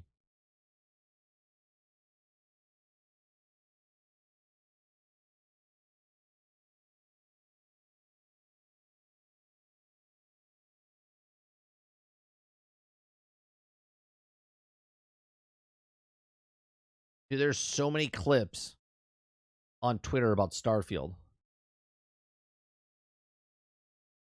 Okay, I gotta stay off because now people are finding stuff out that I've had 53 hours in and didn't even know it was in the game.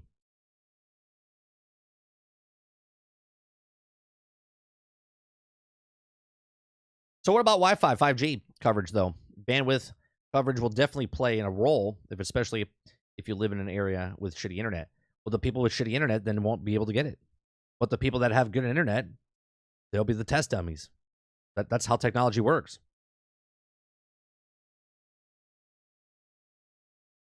I mean, I have shitty phone service. I still have a phone, right? Like where I live, my phone is shitty, but I have a phone.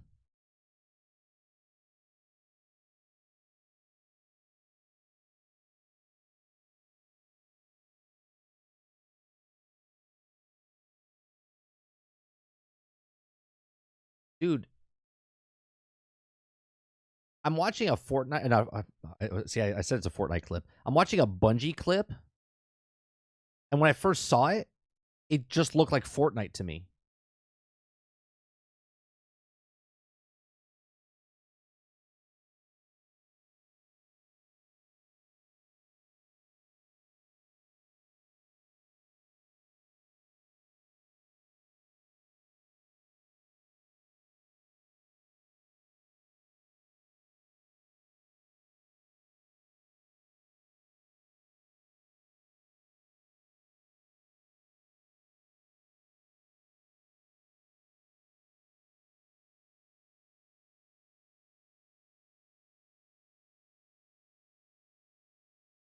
How's Baldur's Gate 3 doing on PlayStation 5? Looks like it's doing pretty well. What's the Metacritic scores for 90s, 90, 96, 97?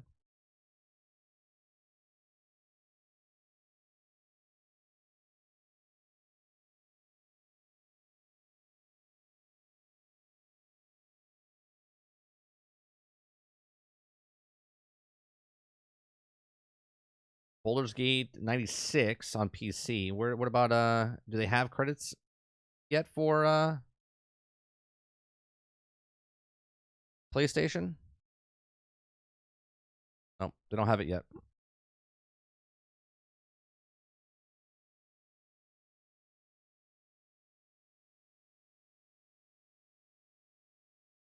Nope, they just have PCs.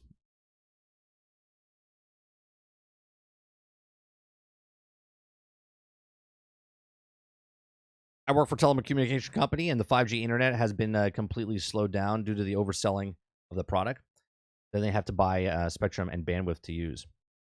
Was that why my phone's shitty? I know one's cable and one's. I have Verizon and I have Spectrum for my internet provider. I just found this out. When you find an unknown area on a planet, it doesn't show up on the planet map. But if you scan it and then ID it, then it says on planet map. Interesting.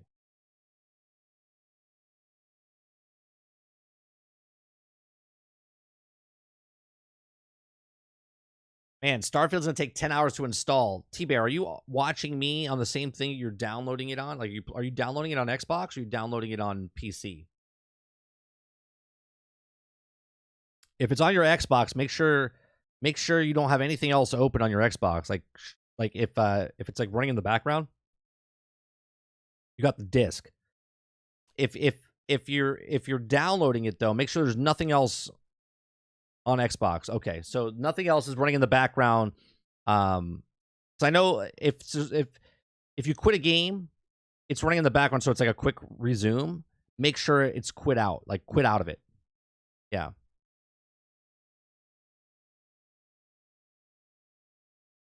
Because that would change it big time. 10 hours.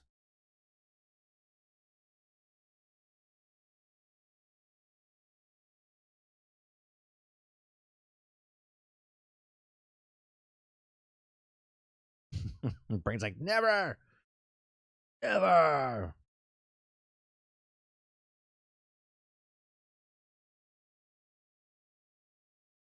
I heard the split screen's not good for PlayStation. I thought there was issues with the split screen.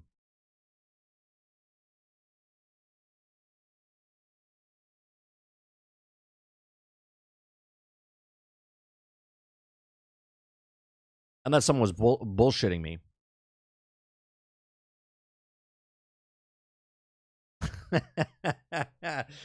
Well, I starts with a T and ends in mobile. Who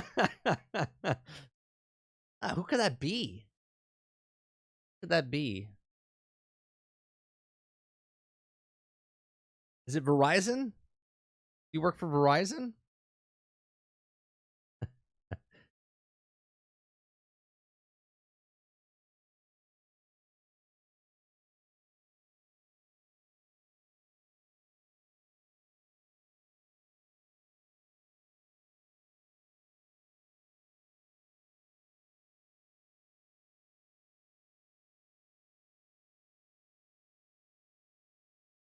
So much stuff. I gotta stop. I gotta start silencing certain terms now.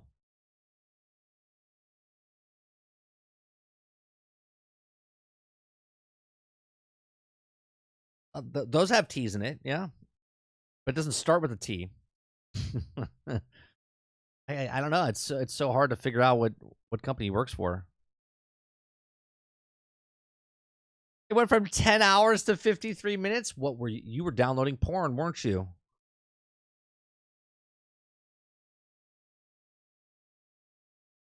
You can land anywhere, but the planet's surface terrain is a facade. It's a video game.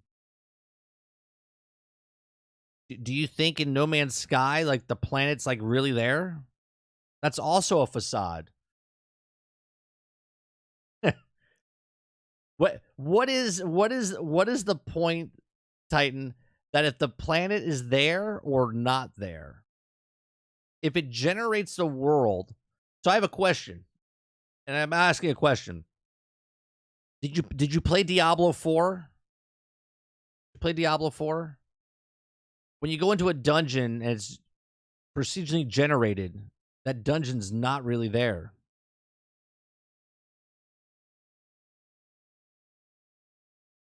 There is no, right, there is no spoon. Why not make it real? Why mask it? What did they mask? What did they mask? They say you could explore the planet. Do you understand that in Starfield, if you pick the other side of the planet that's on the dark side, then it would be nighttime. And then if you pick something where it's over by water, then there would be water. And if you pick something on the day side, it's on day side. It's procedurally generated based on where you're picking on the thing. Why would you pick a spot on the map over here and want it to render everything with the detail that Starfield is doing? Right? Like, if I'm living in the spot where I am now, why would I care what's on the other side of the planet that I'm never going to get to? You would never get to it.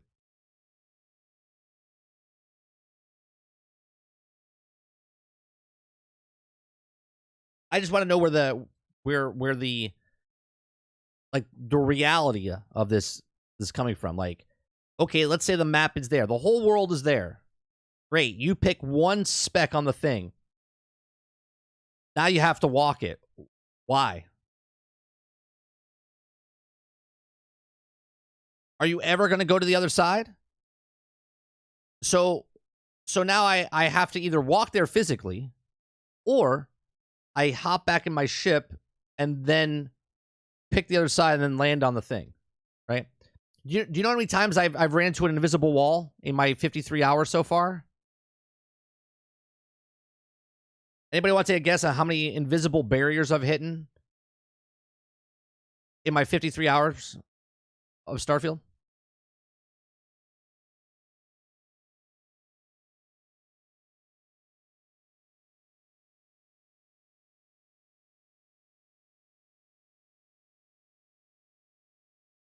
It's a good guess, T-Bear. Good guess.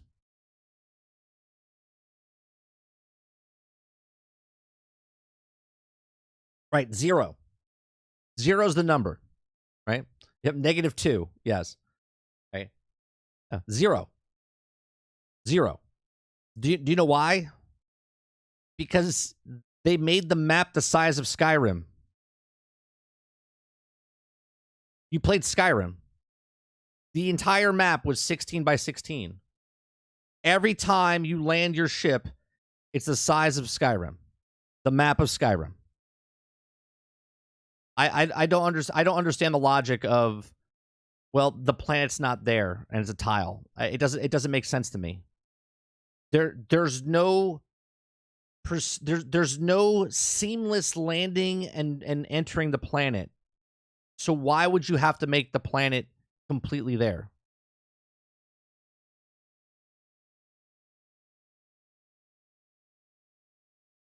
Okoki says, I feel like the discourse around video games have gotten so toxic lately. Every big game has released has done controversy. Bolter Gates 3, too high for the bar. Starfield, boring or empty. Why can't we just enjoy video games? Well, we are, Makoki, but at the same time, I'm trying to figure out why someone thinks a planet is fake in a video game.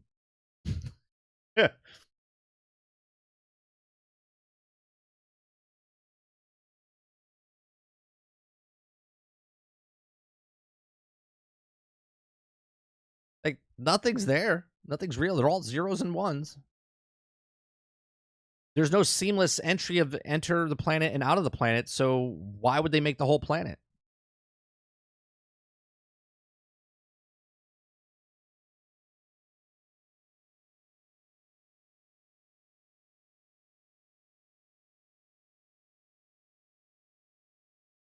Yeah, Titan, we're just talking. Yeah, I agree. We're just having a conversation. I want to know why you think, though, like in your mindset, right? And I think this goes back to my analogy of you saw the man behind the curtain, right? Someone told you that the tile was there, so you peeked behind. It's no longer the great and powerful Wizard of Oz. It's now just a dude behind a curtain, right? Someone told you that there's a tile there and there's a boundary there, and that they lied to you, right? And it's not the great and powerful Wizard of Oz. Like, you see an island, you want to land on it, but it isn't. Okay, but in an example of you want to land on an island, have you tried? Like, I haven't tried, so I can't speak of if the island's not there or what it procedurally generates. Okay, it just knows because the programming says, like, okay, Mars has no trees and stuff, so anywhere you pick on Mars, it's going to be the same. But then there's other planets that literally have biomes, right? So you could pick on one spot on the map, and it could be a lush forest. And then you pick another part on the same planet, and it's now a desert, right? Because, like, that's what planets are. In No Man's Sky, the whole planet's the exact same. Like, it's like Star Wars. Like, Tatooine's all desert, right? Endor's all forest, right? That's what it is in No Man's Sky.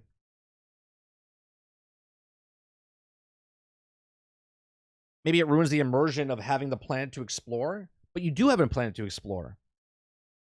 The thing is, if you play the game, Demir, like, if I'm running away from my ship and I'm 2,000 meters away from my ship, it's pretty far, right?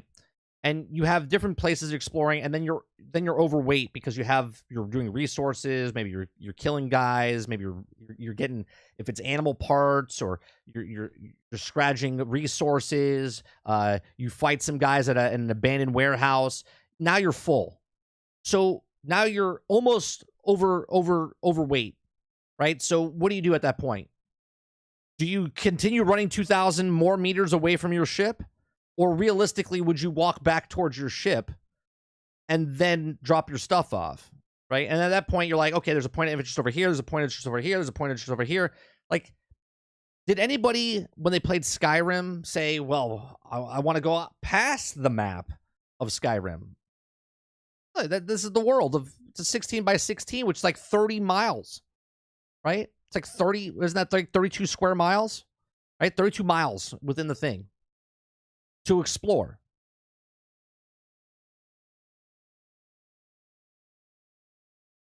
For someone to go out of their ship and just run without doing anything in the game, to get to the end and go, I can't go around the planet. It's like, okay, go play No Man's Sky and tell me how much fun it is to jump out of your ship and then run around the planet. And let me know how much fun you're having. Let me know how much fun you're having. Because there's a game that you could run around a planet. Let me know how much fun it is. What's going on, Smash? T-Bear says, I was only expecting to have one R to explore on the map. The fact that you can generate new tiles or whatever keeps exploring is great to me. Yeah, T-Bear, you could literally land, right? Because you only do 4 tiles, and then when you do the 5th one, the first one disappears. But you could land on that planet and pick different places. You can land 1,000,000 times, okay? And it'll be different, and different scenarios happen, and different things are populating the thing.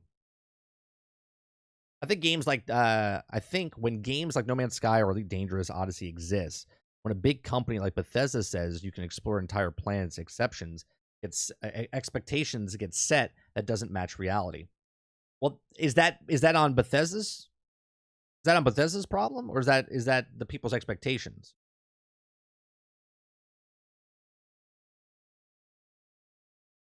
Or I agree with you, but I see where they're coming from about the planets.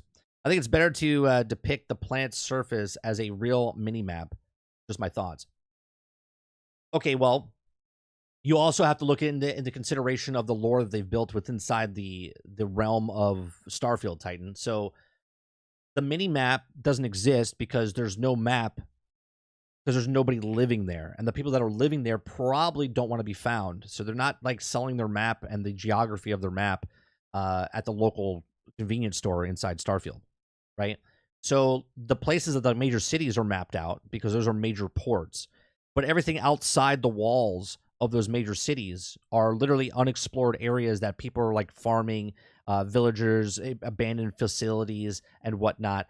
It's not like you're going to a gas station and being like, hey, do you have a map? I want to find out that abandoned place. There's points of interest that you as the player, if you want to go explore, there's plenty to explore. If you don't want to partake in that, you don't have to. If you want to go out and get resources, you can do that. If you don't want to go out and get resources, you can go to the shop in the major ports and buy the resources. Or you could trade for resources for ships in space. If you're talking about the game lore, the ship scans the planet. Sure, for resources and stuff. It's not going to map out. It's not going to map out the entire thing and tell you where the roads are and all the other stuff are, right? It's looking for minerals and like life or whatever. With the lore of the actual Starfield, it's not the lore of Mass Effect. It's not the lore of whatever else. That's what the scanner does. It takes 25 hours to walk completely around Earth-sized planet No Man's Sky. Who considers just walking as fun, not interacting, not fighting, not scanning, just walking? The tiles are fine. Exactly.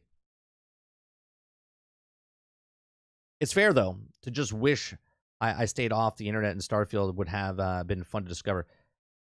You know, Starfield is fun to discover. That's the thing. All the people that are talking about the tiles and the boundaries and all this other stuff, the more you play this game, the more you see, and you're just like, this is mind-boggling. Mike says, I got bored No Man's Sky. I was gonna play Starfield, but the gunplay looks oddly weird. Gunplay's fine. Gunplay is the best gunplay that they've ever done. Is it Call of Duty? No. But Bethesda games have never been Call of Duty. It's the best combat system they've done in Bethesda games.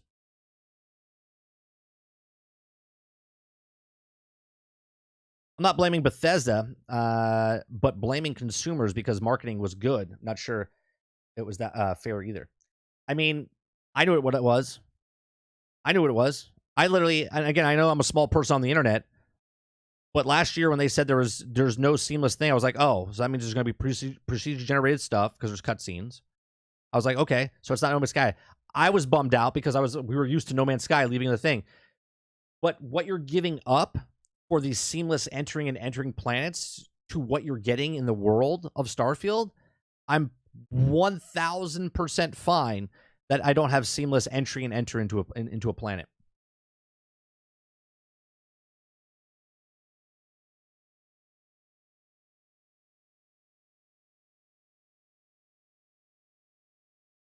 So you know the terrain.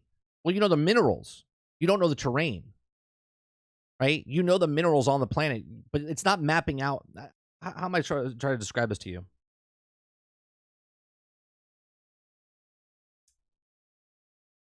like you're scanning something, but it's not mapping everything out in a three-dimensional thing. You know where like all the trees are and all the stuff are. You just know that the area down there, oh, it's got hydrogen. That's what it's doing.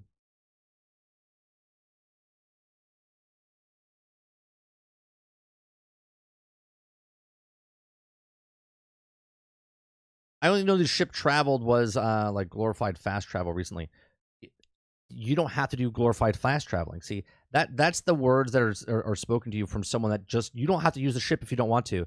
If you want to fast travel, fast travel. If you want to do the ships, you can do the ships.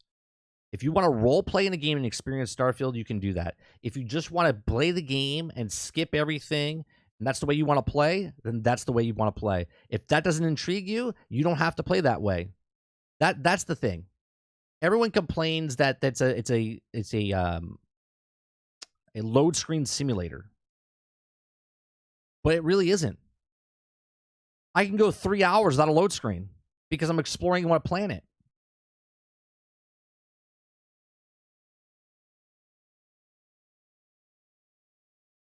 I hate to tell this to you. Even the doors, there's two doors. There's an airlock system. You click on one door, it goes click, click, click, click, click. It opens up the door, you walk in. The other door shuts behind you, and then you go click, click, click, click, click, and the door opens, and you walk in. That's a load screen. That's a load screen. Right? But it's also lore. It's the squeezing through the rock of the stuff. Right? It's so it could take the data and make you go into the inner areas of stuff.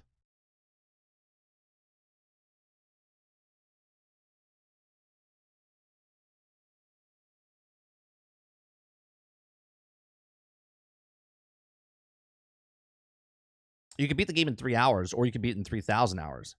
Well, Brandon, the 3 hours is actually false as well, because of the way I can't say. I can't say what I want to say because I want people to be surprised. So yeah, but you can beat the game, sure, in 3 hours. Yeah, or you can beat it in 3,000 hours. Yeah. Sidewar says, honest question, everyone, is saying that No Man's Sky exploration is better. What can you really do on the planets besides mine and harvest the same thing you can do in Starfield?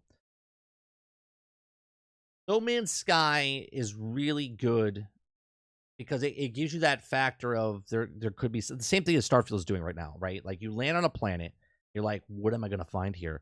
And then you scan and you see like a house and you run up to the house and you're doing the same, but it's the same things over and over. Now they're getting better the years later. I mean, it's 14 people that made the game, or 22 people now.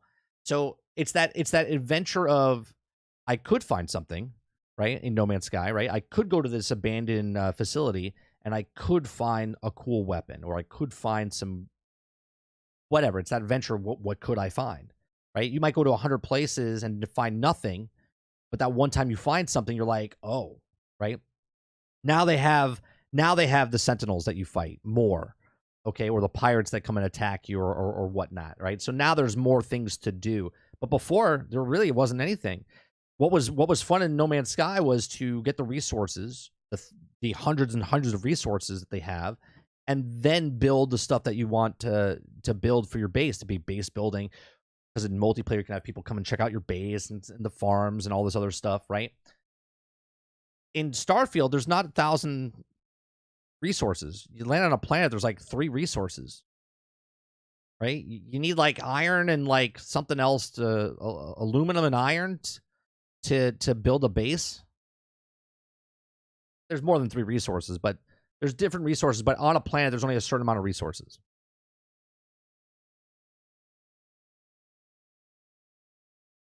And then what you're supposed to do if you want to collect more resources is you build different outposts, not major bases, resources, refineries, to take this stuff out, and then you can direct them so they can link, right? You sort of like make a trade route, and they combine, so then you can sell them to people.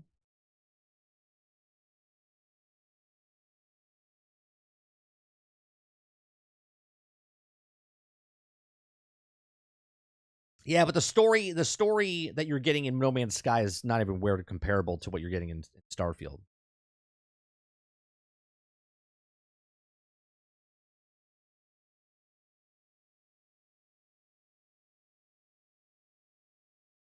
Like Starfield's being Metacritic based on the main campaign. They should really just take out the name main campaign, right? Because Starfield being judged on the main campaign and not the game. Someone's like, well, you can't rate this game. You got to play it for 100 hours. Then I guess you can't rate it until you play the game.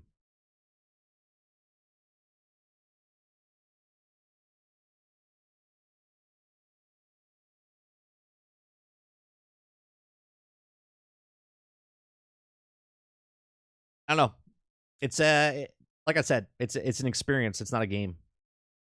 It's not like I'm living in like Ready Player One, anything like that. It's more of there's so much stuff that can go on in this game.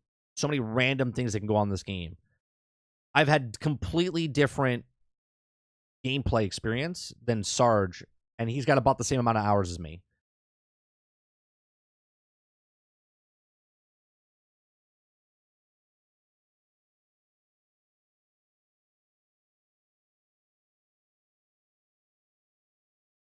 Oh yeah, for sure, Brain. No Man's Sky has improved. I'm not shitting on No Man's Sky in any way, shape, or form. I'm just saying they're completely two different games.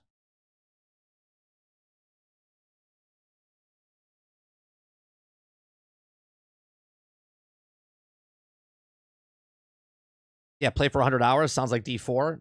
No, it's different than D4. You play 100 hours in D4, Viking, you're still doing the exact same thing. If you play 100 hours in Starfield, you're going to have different experiences with all the different things you can do. You're going to the Nightmare Dungeons and you're grinding Nightmare Dungeons so you can get the loot that means nothing, so you can wipe your character and whatnot. In Starfield, you could choose to play that same character 1,000 hours, have random events that if you choose to play it like a game where you go down the main story and then you complete it, or you play just you role play as the Crimson Fleet, or you role play as the Freedom Force, or the the Freestar Collective, right? You role play as other things. There's so many routes that you can go on, right? For 1,000 hours, there's 1,000 hours of content going down one path without even doing another.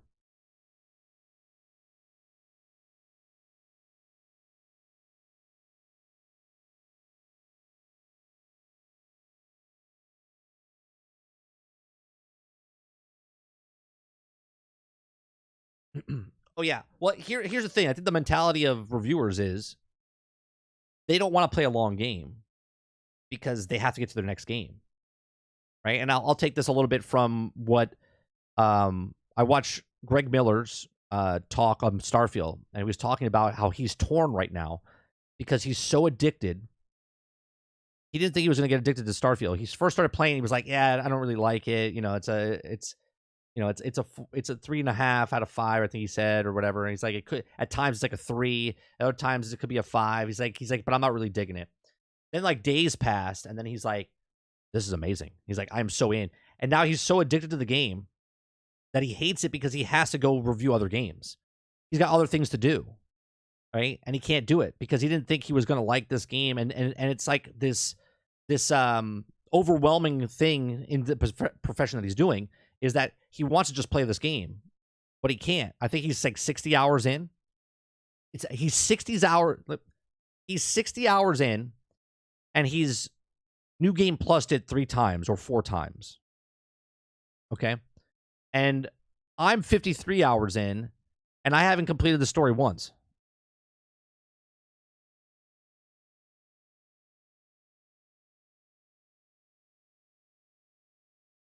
Right? The way he's talking about it, he's like he's infatuated.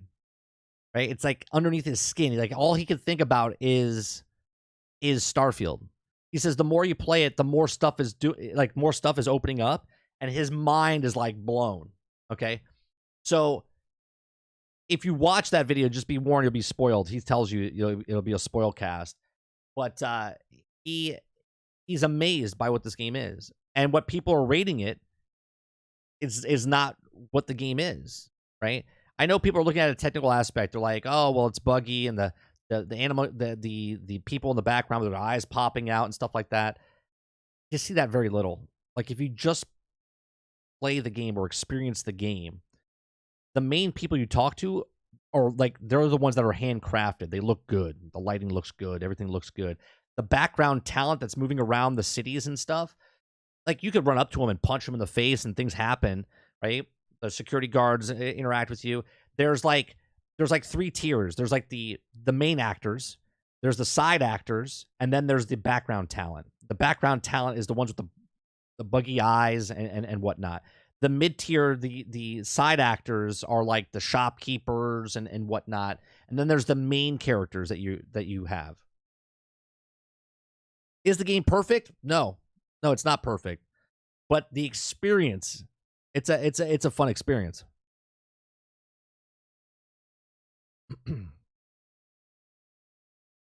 Yeah, they're saving their new game plus saves separately. I want to play more Starfield, but I'm playing games that I kind of have to play since I'm under NDA at the moment. There you go. All right, will Starfield let you play with like half installed, or is it? I have no idea. I have no idea. I think you have to have it fully installed, or there would be a line. It would say like to ready to start. It would be there. I have not, Okogi. I have not. I can watch that. I can watch that after. Does he spoil anything? I'll watch it now. Does he spoil anything? Or is it a non-spoiler review?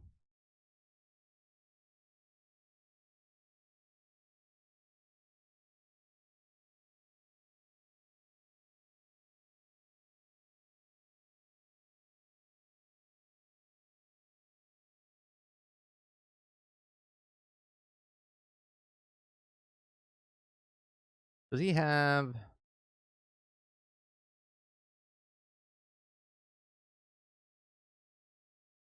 How long is it? 21 minutes. Ooh, that's a long one. Yeah, spoilers. All right, I'll have to watch it afterwards.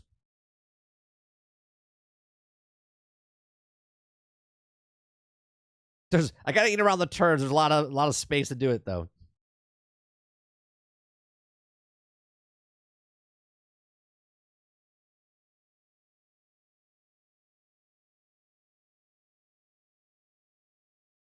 I'll be honest. I'm gonna try other games this year still, but I think I'm gonna be playing Starfield till the end of the year.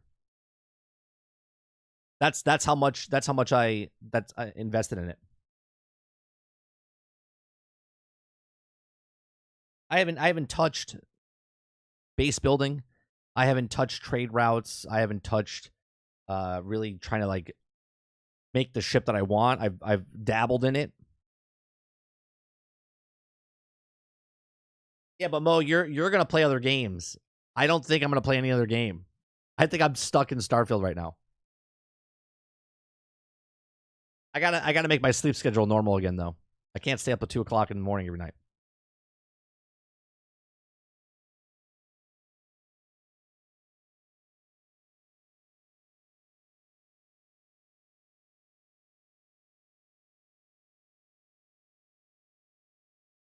Starfield, Spider-Man, Hogwarts, Gotham Knights were the games I was excited for this year, and so far I've enjoyed them all. Yeah, I loved Hogwarts Legacy. Gotham Knights was last year. It came out in October last year. I loved Gotham Knights. People were giving shit for the 30 frames per second. I actually loved the game. Right? I had a lot of fun. Hogwarts, I had a blast. Jedi Survivor, I had a blast. I'm not gonna be able to play Spider-Man, but Starfield, I'm enjoying the hell out of it.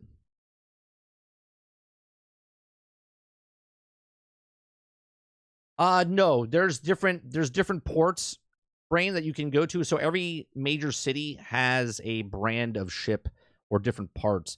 So there's parts that you can use, but if you want to unlock everything, like the class B and C class like ship parts, then yeah, you have to get up to rank 4. But rank 1 and 2, or actually even before rank 1, you have a lot to build with.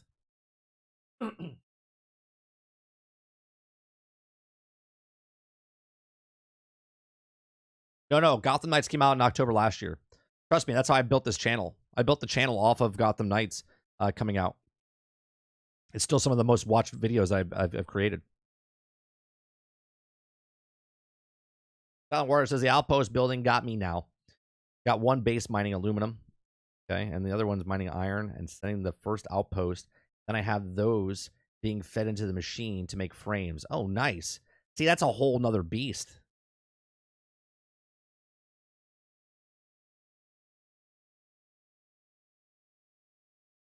Oh, you got one recommended to you? Really? You got that recommended to you? Are you even playing Gotham Knights, Viking?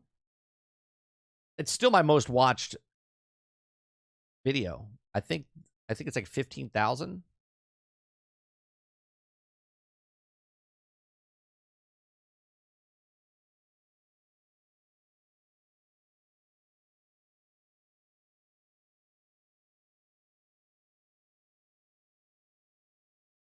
Let me see.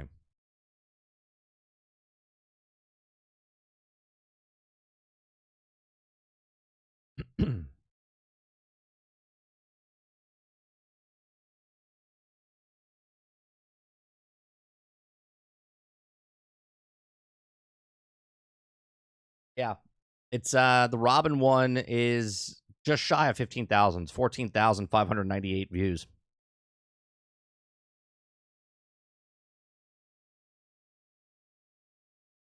My first video that I uploaded on this channel was the Nightwing. That's at 10,000. Robin's at 14,500. Batgirl's at 8,100, and Red Hood's at 5,900.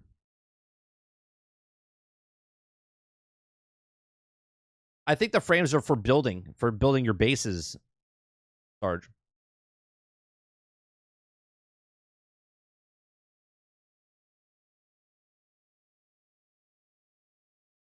You never did the new stuff? I went in and did the I got in level 2 or whatever. The boss battles are fun. The new heroic stuff is better than the first heroic thing.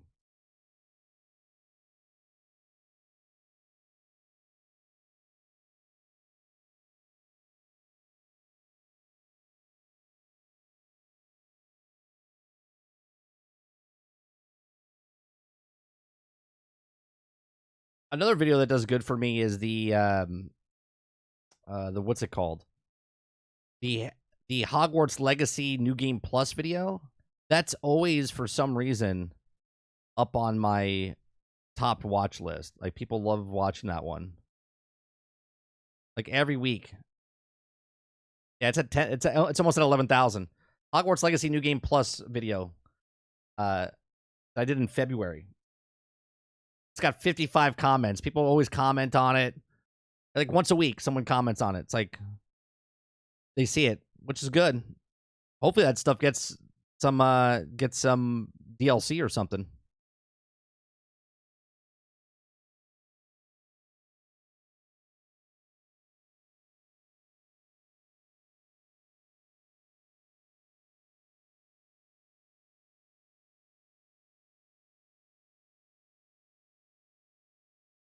Yeah, it'd be fun to see what Hogwarts Legacy does. So, tonight, 8 p.m. Eastern, we're playing Starfield. We're the Adventures of Jack Burton. You can watch Captain's Log, Adventures of Jack Burton live. I do all the recordings, and then I'm gonna make it into condensed version, condensed episodes down the road. You'll see those at a later date. Other than that, we'll be back tomorrow morning as well. If you don't want to watch gameplay tonight of Starfield, we'll be back tomorrow morning for more the news. And then Thursday night, we have a podcast called Generation X Gaming, the weekly podcast that goes over a few of the top stories in the past week, and we rant along the way. If you like this, make sure you hit that like button down below. Hit that subscribe button. Go above and beyond that. You can be a member as little as $5. Helps us out here. This is what I do. And then the podcast on Thursday night is not going to be a weekly podcast. It goes over a few of the top stories from the past week. It's going to be a Starfield-filled episode. Sarge is about 50 hours in. I'm 53 hours in as of right now. It'll be 60 by tonight. So we're going to talk everything about Starfield. We're going to talk no spoilers. We're going to try to just talk about our experiences, what we like, what the aura around Starfield is, because it launched today. So we're going to make it a Starfield show. So I appreciate it very much. You guys have a great rest of your day, and I'll see you guys on the next one. Peace.